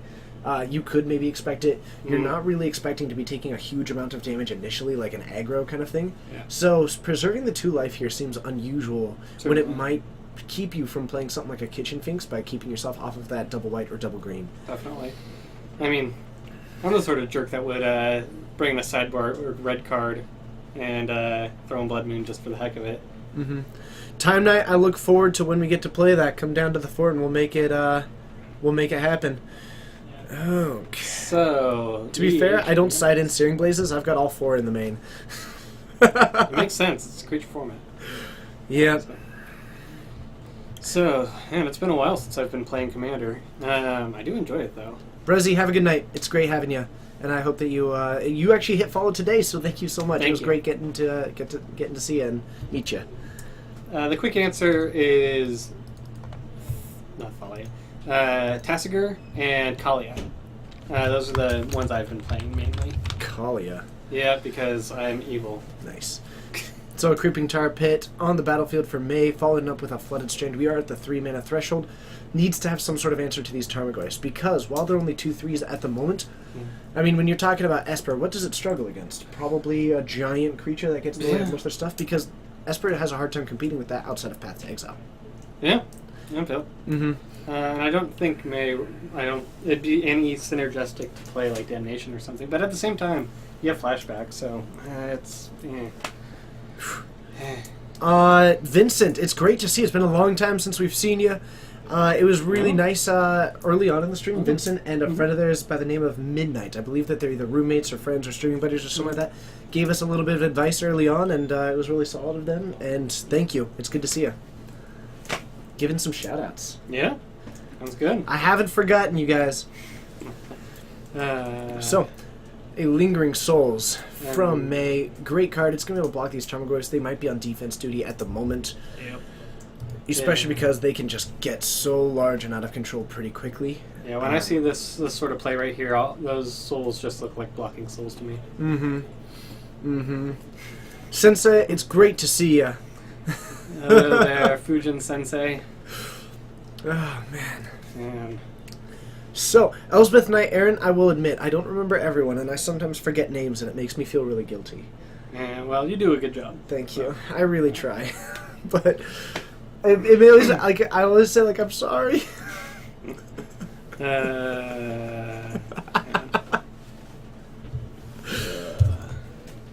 Oh, man. That'd be an interesting one to run with the Lingering Souls. You'd probably side out Lingering Souls in that case. Mm-hmm. But then you have Thought Scour and Delve cards. I mean, I just don't think you'd run Yeah, it. and I think when you're running things like Tasigur, especially when you have Lingering Souls in the deck, I'm Yeah. not a big fan of Rest in Peace. Yeah, I think I'd much rather run like Relic or Tormods in that case. David L. Byer, you are absolutely correct there. David jumped in very generously with his time. We had Ian, who was a long time, provided a huge amount of constructive criticism as far as my commentary goes, and hopefully it's shown a vast improvement from a couple months ago. And people have been absolutely amazing and very generous with their time and efforts in helping us out. So thank you to everybody. And Ryan, just I don't say no to help. this is a beefy board here. Yeah, this is exactly what he's looking for. 2 giant threats in the form of Tarmogoyf, which is Yep. going to just continually beating down anything that May tries to develop. Yep. It's keeping her from establishing a board presence, and it's always constantly on the defensive. Yep. Siege Rhino, incredibly good against Yeah. this tokens deck. I hear Trample's pretty good against tokens. Yes, I believe I also heard that, but I don't know who said it to me. I believe it was a voice. Oh. But that's just me making assumptions based on how I get most of my communication verbally. Okay. Excellent. A Damnation would be very solid. May, unfortunately, does not have any. Okay. I'm not sure if I'm quite at the point of doing Wizards, but hey, let's set ambitious goals for ourselves. You win, Yeah. David? Maybe we should set lower goals, like high-fiving correctly. Man. Ooh, that was a good snap. Thank you. So, more Lingering Souls tokens coming down from May, using this Creeping Tar Pit and setting up a Purge. Purge. Bye-bye. Now, Celestial Purge coming in this matchup strikes me as actually unusual. Yeah. It has so few targets in this deck. Yeah. In basically Siege Rhino. Yeah. But Um, it hits it. But it hit it. Yeah. It hit it really good. So, I guess that is true. Purge is red and black, right? Okay. Yeah, it's red or black. Yep. Actually, I do believe that voice did resurge in my mind at one point. MTG Maniac, Rhino's always come in pack. Absolutely. The second Rhino, probably one of the best cards in Magic. Oh yeah, second Rhino. So we're going to get another couple blocks. We're still taking 3, and this is kind of that situation where earlier we saw a situation in which Ryan was being too defensive in Game 1. Yep. And I think we're seeing the juxtaposition of that here in Game 2, Yep. in which May, now, not left with a huge amount of choice, but right now I don't think that your outs are to continue block. Mm-hmm. I need my own goblin tokens? We could. Can we do that? We could do that, something like that. Yeah. Yeah. What? I know Can we do that sort can of we thing. make tokens for the co-hosts and stuff? Totally. What? Yeah. We could totally do that. Sorry, I'm freaking out. Uh, Oh, I'm so excited! Yeah. I'd paint them myself if you wanted to. Nice. Well, I could talk to Anson, see if he'd be willing to do it. Yeah, that's true. Ooh, we got that countered. So, a really sweet counterspell there. Now, if you were to design a card, I think it would come out very similar to this, because that negate taken I down think- the card. I think that. Sorry, I that don't was a know. I classic think that moment. if I were to design a counterspell for Modern, it would be I think it would be a lot like that card. a lot like that card. Oh, man. So, a negate taking down the Lingering Souls, unfortunately still has the ability to flash it back. Has some open mana at the moment. Oh, Time Knight, that's actually pretty clever. I'll talk to Dylan about that. That's not a bad idea. Actually, can I do elemental tokens for young pyromancers? I guess goblin tokens are probably more used, though. They'd be more used. Depends. Ooh, we got a second. Just flinging that out. That's a negatory. Yep, no. Nice. So, but, I mean, the problem is that May is now in top deck mode at Yeah. 5 against 2 Tarmogoyfs. Yep, Not great. yep. So, Make all creatures legendary. great image. That's a reasonable point. On the one hand, Ryan is able to cast it kind of in that order and then tap afterwards. And usually you just don't want the opponent should basically wait for him to pay for it before actually going for the response, because he can change, if you go for it too quickly, then he might make that decision. Yep. But you get to do that as the opponent, then it's up to you to, one, make sure that they pay for it before you actually respond. Mm. Mm-hmm. Mm-hmm. Eternal Witness in Rhinos for days. MTG Maniac, your name suits you, because you're talking crazy. That was pretty awful. It was fun. Okay. So, what can May do here? Because, I mean, I have to think board wipe, but we only have the double white. Thought Scour. We Thought Scour, Yeah. and it has to be a double white board wipe. Eh. And that's going to be a kill in game 2 for Ryan. May going to be on the play again in this one. Yep. Now, did we actually see some hand disruption from Ryan in that game? Because I think I saw an Inquisition, right? Yeah. We That- saw an early Inquisition. And I think that against this deck, I might consider taking it out. Yeah. The question is if he has enough cards to bring in to really affect things. Mm-hmm. I think it's just this matter of when so many of the decks, one, are able to kind of, you have enough Lingering Souls, but you have so many cantrips in this deck that I'm not really sure how effective I'd find my hand disruption when there's not a singular card that I'm looking for, Mm, and May has a great ability to just continually refill that hand. certainly. Is that a Horde Tattoo? I'm almost positive that yes, it is. Yeah. Custom sleeves. I'd like to maybe one day get custom sleeves. Imbuement. Thank you so much for joining us. I've got all kinds of ideas for things. Mhm. I mean, I can name right now that I've got podcast actual writing, working on just actually having some kind of hub for Geek Fortress content, trying to get sleeves made up, trying to get playmats made up, trying to get t-shirts made up, trying to get other cool stuff made up, trying to apparently get tokens up and running, trying to do cool things with this, trying to add additional streams and all kinds of things. And work. And I have a job and Yep. going back to school. Yeah. Taking this quarter off basically to focus on the new job. But the big thing is that setting up a second camera one day Mm. for backup matches. And I guess the big thing is that it's a matter of time, resources, and making sure that we do it right. Yep. Because I have done previously in the past projects in which I try and spread myself too thin Mhm. and create moderate products across a variety of things. Yep. And I think what we've been really focusing more on any time that we come to a decision, at least with this stream, is to slow ourselves down, make sure that when we're doing it, we're doing it right. So that's why some of these things come about slower, but we're trying to get there. And there was no mulligans on that one. Nope. It's good to see. Polluted Delta followed up by, looks to be a Godless Shrine from Ryan at the moment. And no germ tokens to hit with that polluted delta. Time Night, I'm going to college for a degree. Currently, the game plan is Urban Design and Community Development, which is basically a fancy way of saying a planning degree. I like it. So, okay. I don't use my degree. Jace Player, it's great to see you. Yeah, but you're doing okay. You're having fun. Yeah. I think you're having fun in your job, and that's all that matters. Yep. So, May down to 19, and going for that Godless Shrine because of the basic land, and also we have the Creeping Tar Pit. Maybe saving that Creeping Tar Pit for a turn that is off curve, but not playing that this turn makes me think Wrath. that Wrath there of God. is in Ryan's hand. Yeah, right. So That's beautiful. Interesting. So, we get just a basic forest. Ryan's still being very conservative with his life total. Possibly just thinking that if he expects this game to come down to that incremental advantage, sometimes the 2 life when you're face down with a Lingering Souls could be good, and if he thinks that he can operate off of this mana base, Yep. then trying to take it cautiously. And I think we said, I'll cast a Scavenging Ooze, all Spell Snare. Yeah, when you see something like that, you're almost certainly sure that they just communicated what they were going to cast. Mm-hmm. Okay. Inquisition. And now she knows of the Wog. Unfortunately, not able to get rid of it, though. Yep. And in this case, you take the Scoos.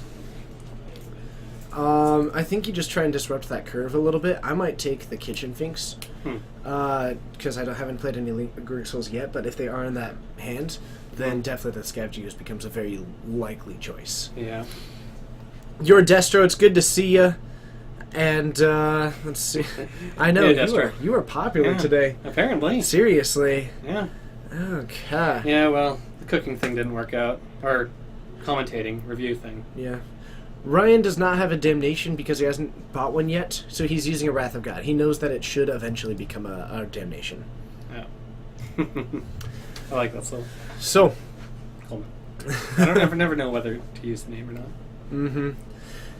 Either way. Man, this is the true comment. That might be close to the most funding we've ever received. Actually, we got to Oso something, I forget the full name at the moment, but they joined us for our last stream, gave us a $20 donation. Oh. Yeah, so thank you so much. That was big. Hey. So we're going for the turn 3 Monastery Mentor, which is bold. Yep, I don't know if it'll be meant for this world, though. I don't see if there's anything. So Abzan likes... Sorry, go ahead. No, you can answer. please. I was just going to say, Abzan likes to play on the double black, getting Liliana. Yes. So the card's functionally exactly the same. Yep. But when you have a deck that is, one, trying to cast Tarmogoyf every turn, Yep. and wants to cast a Liliana turn 3. Yep. What you... Abzan is a green-black deck that splashes white. Yep. And so getting double white should be your lowest priority. When you start going for that, you end up having to spread your mana base even wider. Yep. Is the reason why you would prefer to run Damnation, even though they are very, very similarly positioned, I guess, card play-wise. Yeah, certainly. Yeah, and that's all it comes down to, is that Damnation's black, and... Fury Temper! Oh, that's hilarious, the Paris Commune. So a Fulminator Mage coming down, only able to hit the Godless Shrine. Yep. The Creeping Tar Pit getting hit by a Ghost Quarter. Again, this is kind of... I don't know. It's interesting the sequencing that Ryan went for there, but actually I think I like using the Ghost Quarter first. Just because it means that any kind of response, it's harder to respond to the activated ability than the actual casting of a Fulminator Mage. Definitely. And the thing is, Fulminator Mage you don't get to search. Ghost Quarter you get to search. You want to leave them with... And actually, Mages lost the white mana that would have given access to a path, which could have actually disrupted this Kitchen Finks and enabled basically a huge amount of damage. So taking out the white mana there, excellent play by Ryan. Yep, it's got to be frustrating. Okay, so we get in the tapped Shambling Vent, a swing for 3, and we are just going for the beatdown. This is actually a situation in which I like how aggressive Ryan is being. Right. He's not trying to block this Monastery Mentor. He may not have the removal for it, but he's aware that he's the one dealing more damage right now. Yep. And we're going to Thought Scour. We're digging for a white source more than anything. Yep. So, let's see it. And actually, that's a polluted delta. I wasn't sure if that was delta or swamp or watery. Lord Red Raven, yes, we use OBS with Scoreboard Assistant and a variety of plugins by this amazing man here. I can't explain all of them. I didn't make any of the plugins. That's true, but you found them. Yeah. You found them. I can't wait to ask you for so much help when I start doing like at MTGO streaming. Mm-hmm. I'm probably going to be asking you for a lot of help. Sounds good. If you're okay with I that. think I'd do that.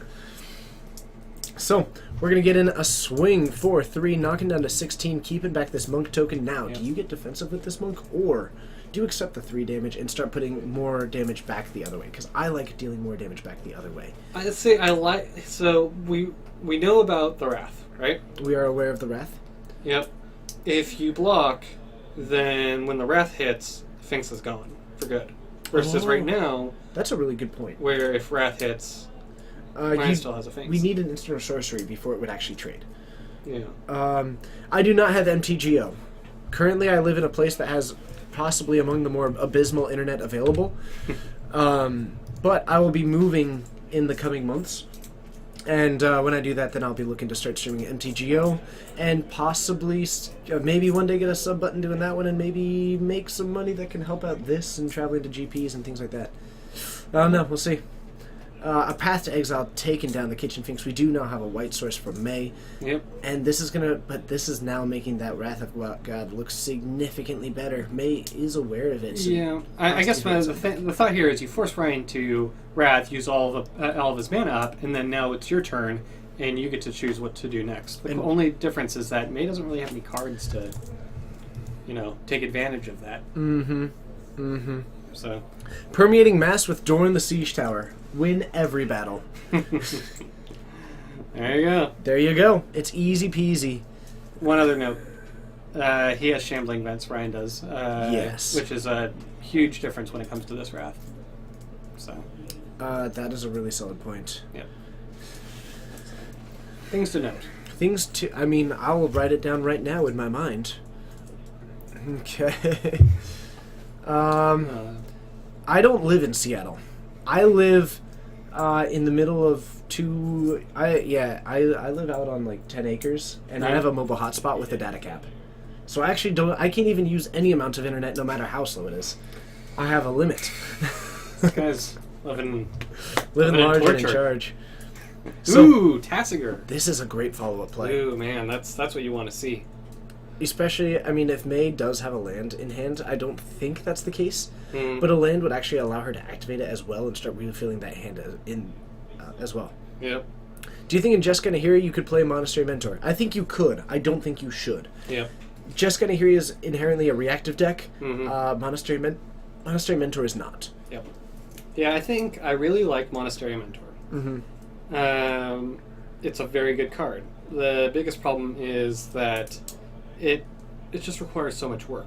Yeah. And especially in a Jessica Nahiri deck, you're just so reactive to everything. You just want to sit back, let your Nahiri tick up. And you have a great win condition in that one. You don't Yep. need a whole lot more. Yep. Okay. Yep.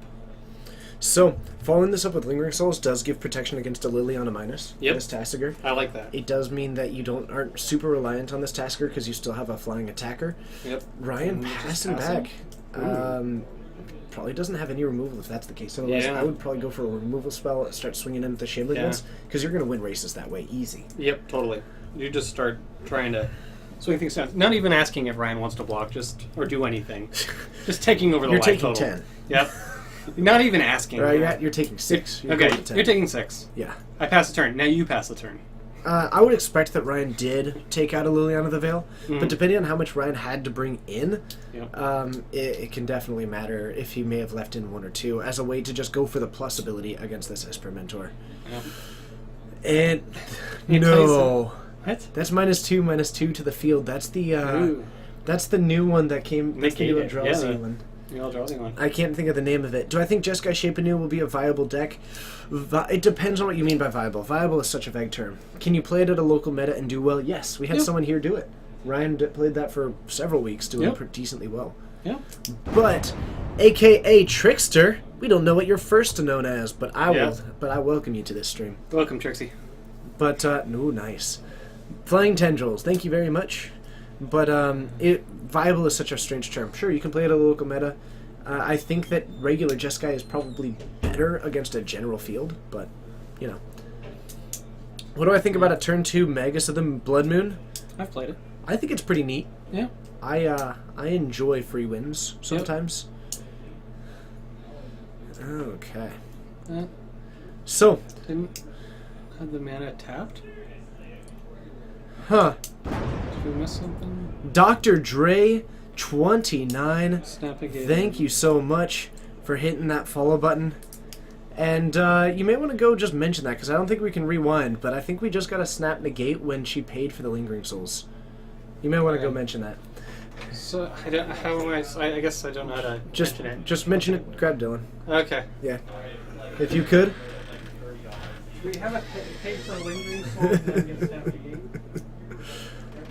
Alright, so I think David is just grabbing Dylan now to figure it out. The problem is that we may not be able to rewind it, unfortunately. Maybe picking up the habit from Ryan. But still, I get it. When you're on camera, sometimes this is the kind of interesting thing, and here's my little disclaimer for these players. Because on the one hand, unfortunately, this is not a competitive REL event, so sometimes these players don't get the opportunity to play a lot, and things happen. And I will say, you can tell that you're underneath the camera as far as your thought process. You can normally just feel what's going on there. It would be too late to rewind. Yeah, in it's general. too late to rewind. Yeah. Just something. Okay, so we. I don't know what they're going with there.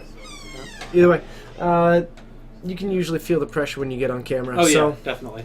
unfortunately, there. Can we get a list of the Esper Mentor player? Honestly, it was basically over the last turn. Yeah. But I've been hesitant to say that we can get deck lists anymore. All the other tasks that we've been trying to get done with and work have made it extremely hard to consistently get the deck lists. So I think, at least for a little bit, we're going to try and get them when we can. We'll put them up. But I can't promise anything, and we're going to really try and focus on the top 8 deck lists of larger events for now. Okay. So, what have we got? Looks like going for a block on the Snapcaster Mage and on the Tasigur. And we are going to activate this Vault of the Archangel. Do we have a Facebook group? We should totally make a Geek Fortress Facebook group. Yeah. Like this stream. Yeah, I'd dig it. Who would join a Geek Fortress Facebook group, which would basically just be us letting you know when we're streaming and maybe asking and doing like surveys and stuff? Yep. Who would be interested in it? I don't think I would. Is the Warp World list up there? I believe it is. Yeah, I'm pretty sure Warp World is up. Okay. All right. The thing is, I don't think that the outcome of this game is changing too much. No, it's really not. Except, actually, that Flying Tendrils, we would have been left with just a Tasigur on the field. Yeah. And I think the Tasigur would still close this game out based on what we see from Ryan. Yeah. So I think... Yeah, and so block with the... I think what we you would have- end up with is this Tasigur still doing a lot of work. I think that May was still very much favored there. Yeah. But, yeah, that's kind of the way that it goes. And that happens sometimes. You don't think you have a choice? Nice. Oh, man. So, that is going to be Game 3, and we're going to try and get another match up there. I think that I saw most of the shop gone. Let me take a look. All right, let's see if we can get another one for you. Let's head on up to the booth, and I can tell you about some fun stuff.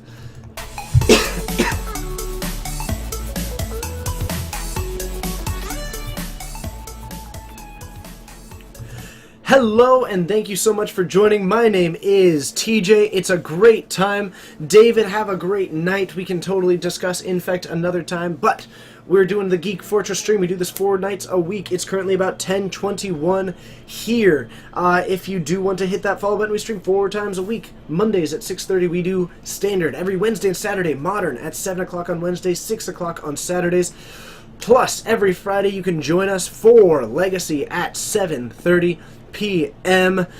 That's the big thing, is that it is regular REL. Things unfortunately happen, and that's kind of the way that it goes. That was the last match. All right, well, I'll tell you what. We've still got a pack of Eternal Masters to open. Okay. So I'm going to leave for a moment to go grab that one. We should do deck techs from suggestions from chat in between games. We have also thought about that one. However, doing it on the spot can be difficult because of the variety of decks that we have here. And being able to like pull up all the cards on the spot. But actually, another one of the projects is also starting to do set reviews as hosts and mods, and also eventually setting up videos for deck decks that would be like 30 seconds that we can play in between rounds as leading into games. So thank you.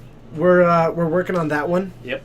And it's certainly something that we can do eventually, but it's just trying to find a way to make it all work is always tricky. Yeah. So I'm going to go grab the pack of Eternal Masters, and then you get to be the final try to match Coleman in the name each card from the pack. Name each card from the pack? Yep. So That's ridiculous. we are going to head on down. I will be right back. And David, let's go ahead and do you want to tell them, are you going down to GP Portland with us?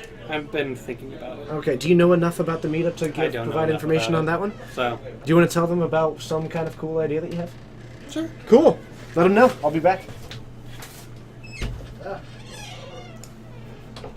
See, he just gave me control of the stream. He thinks I'm going to tell you guys stuff about something. I'm not. We're going to open some Eternal Masters. I'm TJ now. What deck do I play? I play Ad Nauseam, Scape Shift.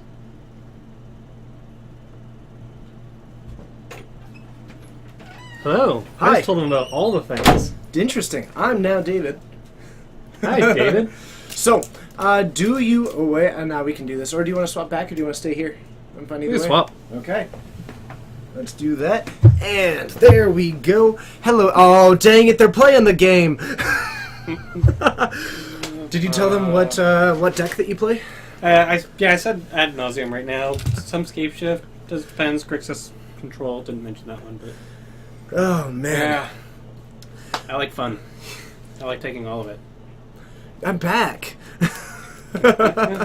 So, we have okay. got a pack of Eternal Masters. This is the very last one. Okay. So, what the game is that I'm going to hold them up here, and you're going to try and identify the cards based on what you see there. Okay. Coleman holds the record I'm going to do terrible. I for didn't draft all this of at them. all. I didn't even draft it. You're going to do great. I'm going to I'm going to believe in you. I'm going to believe I'm in going you. to say like every single one's counterspell. Apparently, you're the better TJ. Hey, Oh, man. we're the monkeys. So, we have got the final pack. Let's hope for that foil World Gorger Dragon. If it is a foil World Gorger Dragon, I'm totally giving it away, though. I've waited too long. No, okay. I know. Sounds good. I don't even want it anymore. I want to give it to just someone. So, Okay. go for it. Okay. So, I know I've played that card. Uh-huh. In Conspiracy, actually. Yes. You I played drafted it. Okay. Unfortunately, I can't remember the name of it, so I'm going to call it Extirpate. Okay. Because it's not. It is It's a not. creature. Vampire. Wake Dancer Something? beaten Yeah. by Whiskey Dingo. That's a pretty cool name. Man. All right. So what I need to do here is I need to delay long enough Fervent for Cathar. it to come up on chat. Oh, call the alarm. Or raise the alarm. Raise the alarm. Nice. Okay. That one's Sigarda. No. This is a Huntmaster. wow, you got it. It's a Lissalana Huntmaster. Yeah, that's a giant tortoise. Nice too. Man, that's it's not the It's a popper card. I know this card. He's very almost kingly, some would say. Kingly? Yes, but maybe a different term. Emperor? No, huh? But what is it? Emperor Crocodile. Yeah. That's That's Jungle Hollow. Yeah. I don't expect you to know that one. Tidal Wave. Man, I'm just terrible. Treasure Slip. Nice. 3. And another Bloodfell land. Caves. Okay. We're into the uncommons. I know this one. Yes, you do. It's the curse. Oh, you're wrong. It's not the curse? No. Vengeance. Oh, Something. What kind of vengeance? How does it feel? How does it feel? I like it. It's Burning Vengeance? Yeah. Okay. It's... I know. Mesa Enchantress. I know the Enchantress part. Jetting I'm so terrible Glasskite. at this. Alright, it's time for the rare. Time for the rare? We've gotten a Wasteland. Okay. We've gotten a foil Vampiric Tutor. Okay. We've gotten a Jace. Okay. We've gotten a Caracas. Okay. And we've gotten a Brago. Yep. Rest in peace. Give me the World Gorger. Yep. No! Nope. Wah, wah. It's a foil Deep Analysis. That's not a red card at all. Nope. Strictly worthless. Strictly worthless. Hold on, we Yeah. got a Fervent Cathar, which is actually decent. I Okay. like that card. We also got a Burning Vengeance, which is probably my pick from this pack. Even though Brago is probably better, Burning Vengeance is way cooler. Yep. Yep. Ah, man. Alright. Yep, so that is the end of that box. Now I have to decide if I want to buy another box, because apparently opening packs on stream is popular. Okay. It's something that I've realized. Let me know what your thoughts on. This is the end of that series. Now's a good time to say, hey, TJ, I liked doing that. Or TJ, it didn't really thrill me. It didn't bother me, but it didn't thrill me. Or TJ, I wouldn't mind if it was a standard box of Eldritch Moon or something like that. The thing is, you have to open both halves of one of those milled cards Uh-huh. in the same box. Nice. Yep. Nice. It's a challenge. I like that. And then just have all of the hosts sign across both cards Yep. There you go. for it. I like that. Yep. I did open an Eternal... Oh, an Eldritch Moon. EMN is Eldritch Moon. Yep. EMN is Eldritch Moon. I keep thinking it's Eternal Masters because they came out at the same time and they both start with A. Yeah. Ah, With A? yes, it was a very Canadian. Oh. they're very Canadians with E, sorry. Alright. Whew, I should do an alpha box. Yeah, I'll get right on that. Man, I already splurged some money on opening. I mean, got to keep the cards, but... Yeah, I do Yeah. remember that. You Yeah. had that revised one, and we got a lightning bolt. That was pretty cool. Yeah. Oh yeah, and a tropical island. And a tropical island. Yeah. Hey, we also got Aladdin's Lamp. If you make money from the stream at all, boxes should be a tax write-off. Fun fact: I make absolutely no money doing this. I make less than zero. Make less than zero. I've spent plenty of money on this, so I don't think that's going to be a tax write-off Yeah, anytime soon. Yeah, I think we're all negative right now. I think we're all negative right now. Yep. But we got you guys. Exactly, which puts me in the positive. And, Yeah, yeah, I absolutely love it. love So- buying friends. Oh, man. So, now is the fun time. I'm going to remind you all about all the fun things. The first thing, the greatest thing, not the soonest thing, but still the thing that has been around for the longest time. When you go to GP Portland, and if you're on the fence, you should. Looking at you, Mr. Bradbury David.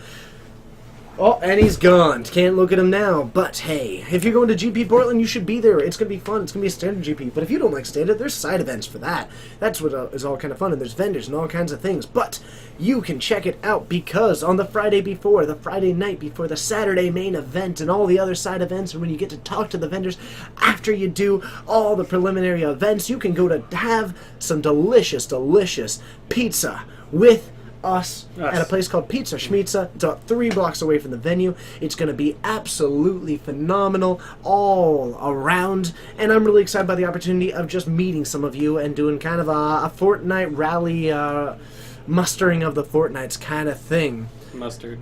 We need revenue. What kind of revenue? What kind, I guess. I mean, right now, I guess follows are a pretty reasonable revenue, right? Yeah. And we are 80 away, 81 away from The 3K. 3K. Yeah.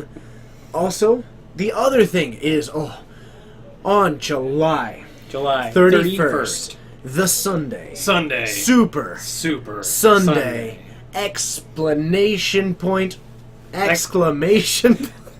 I've been doing too much blogatalk. Yeah, exactly. This is my explanation point. So the exclamation point following the Sunday of the 31st of July, check it out, because let me ask you something. When I say preliminary, what do you think? First, When I say Pro Tour qualifier, what do you think? sleep. So you're gonna have the first sleep. Thanks, David. You're really helping me hype it up. When you can join us for a modern PPTQ starting at noon on July 31st. What's that? A modern PPTQ? Well, tell me, TJ, will that include a top 8? Yes. Wow, new TJ, you really have all the answers. Tell me, new TJ, will it have 5 to 6 rounds of modern before that top 8? Yes. Yeah. Yes! Tell me, new TJ, will it have deck lists included so that we can look at all the things? Deck list not included. Deck list not included, but we'll have access to them and we'll put the top 8 on there. Will it involve a Reddit post of me trying to hype it up and hopefully having other people push it up into the loftiness of the people's view? Trying to use this for karma. It's a self-post. You don't get any karma. I'm waiting to use my secret side Tibble project for the free karma. Okay. I mean, Oh, yeah. is there going to be 2 shifts of commentators so that they're fresh and ready to talk about Sweet Sweet Magic as people are able to join us for 8 to 9 hours of the sweet, sweet format of the sweet, sweet game that we have? Wait, what's the format again? Modern. Modern? Okay, cool. That's a sweet format. Yeah, it is a sweet format. Yeah, I've heard good things. I have heard great things. Okay. I've said some of them. Okay. Here it has lands. I once... You know what? It's not Legacy, so it's hard to say. That No, there's a I deck mean like without ones it. that you play at the beginning of your turn. That's absolutely Or at true. the end of your turn, if you didn't want to play one in your first main phase. Please employ the not annihilation of awesomeness for event. Is that me? Hold on. The not annihilation of awesomeness. Or basically the point is T Brad 3399. 99. Wow. Thanks so much for hitting that follow button. We greatly appreciate it. Hopefully that means that when we go on these absolutely absurd things of rants, you enjoy it. Yep. I like to think that it's just kind of our own style. Style, that's what they call it. Yes, I'm like the Flava Flav of magic. The Flava text. Following style. The Flava text of magic. And then I just have like a giant Urza's... and what's the clock? There's a clock. Armageddon clock around my neck. Something like that. There you go. Yes. Need a red card, though. Yep. For Wheel of Fortune with Wheel of Fortune with a clock drawn onto it. Easy. Easy. The point being that we've got fun things coming up and you should join us. You should also join us for our 4 regular streams. But if anybody does have any follow-up questions, any comments, any feedback, anything like that, if you are interested in the variety of ideas that we came up with today, the meetup, the idea of upon 3000 doing kind of each host does some signatures on a play set of cards and then we send them out to people, or if you're interested in other stuff, the continuation of the opening booster boxes, tokens, the idea of making tokens. If there's anything else that people want to see as far as just other projects that I've mentioned that we should maybe try and prioritize. I know that right now the sub button is a big one. Do I play Pauper? I actually have been playing Burn and Affinity lately. We're trying to grassroots up Pauper here so that we can start doing maybe tournaments on Thursdays. Whether or not I'll be able to stream it, that'll put me up into about 25 hours. I miss playing my Cloud of Fairies decks, but Peregrine Drake Is the thing. yeah. We'll see if it gets banned. Let's not. You're gonna be like Draven if you keep this up. Oh boy. And good night, Imbuement. Imbuement. There we Yeah. go. I can read words. I doubt it. Anyway, it is just about time for us to call it a night. You're all welcome to toss in those thoughts, or if you ever want to, feel free to follow me on Twitter at RedBaronMTG. It is a great place to just know when we're streaming. I'll always post that one. Oh, I guess it's also up there. Oh, did we find out who won between goblins and elves? Or what the finals was? Wasn't it? Oh, Infect versus elves. Yeah. Yeah. You're trying to figure out the sideboard? For goblins and elves and Pauper. Gotcha. This is a Pauper thing. Gotcha. The other thing is... What was I talking about? Magic. I was talking about Magic. Winners. Infect. Anyway, might be calling it a night coming up soon. We're going to try and find you someone to host over. It'll be a good time, but always feel free to join us again, because we've got all kinds of things coming down the line. That sub button, probably the main thing that I'm working on right now, and just trying to make sure we can figure all of it out. Because I want to make sure that when we go into it, we don't mess up. Makes sense. Which is really important. So I think one of the things is that you and I are going to have a sit down for a bit and try and figure out the variety of things that we can do as far as for the people who sub. Should be fun. Sounds good. All right, so we're going to host you over, and I see which one are we liking here. Let's see. I will say, actually... There's a tournament going on there, but we could go to Holy... Actually, Holy Dive, I have watched that one. They do a good job of kind of talking about their card choices in the past. Let's do that one. Sounds good. And plus, they're right behind us. Maybe we can give them the boost, and I got to make sure that I spell it right, though. Yep. So... I hope that you all enjoy the stream that we're sending you over to. It is going to be hopefully a good time, and if not, I hope that we see you next time. We're going to do our fun little outro. Man, we still need to work on an intro. I've been going for just whatever I think of at the moment on that one. We shall see. But from Geek Fortress in Snohomish, Washington, my name's TJ. My name's David. And whether it is good morning, good afternoon, good evening, or good night, we hope it's a great one. And I guess... until next time, we look forward to seeing you, which will be this Friday at 7:30 for Legacy. So, until next time, we hope it's a great one. See you there.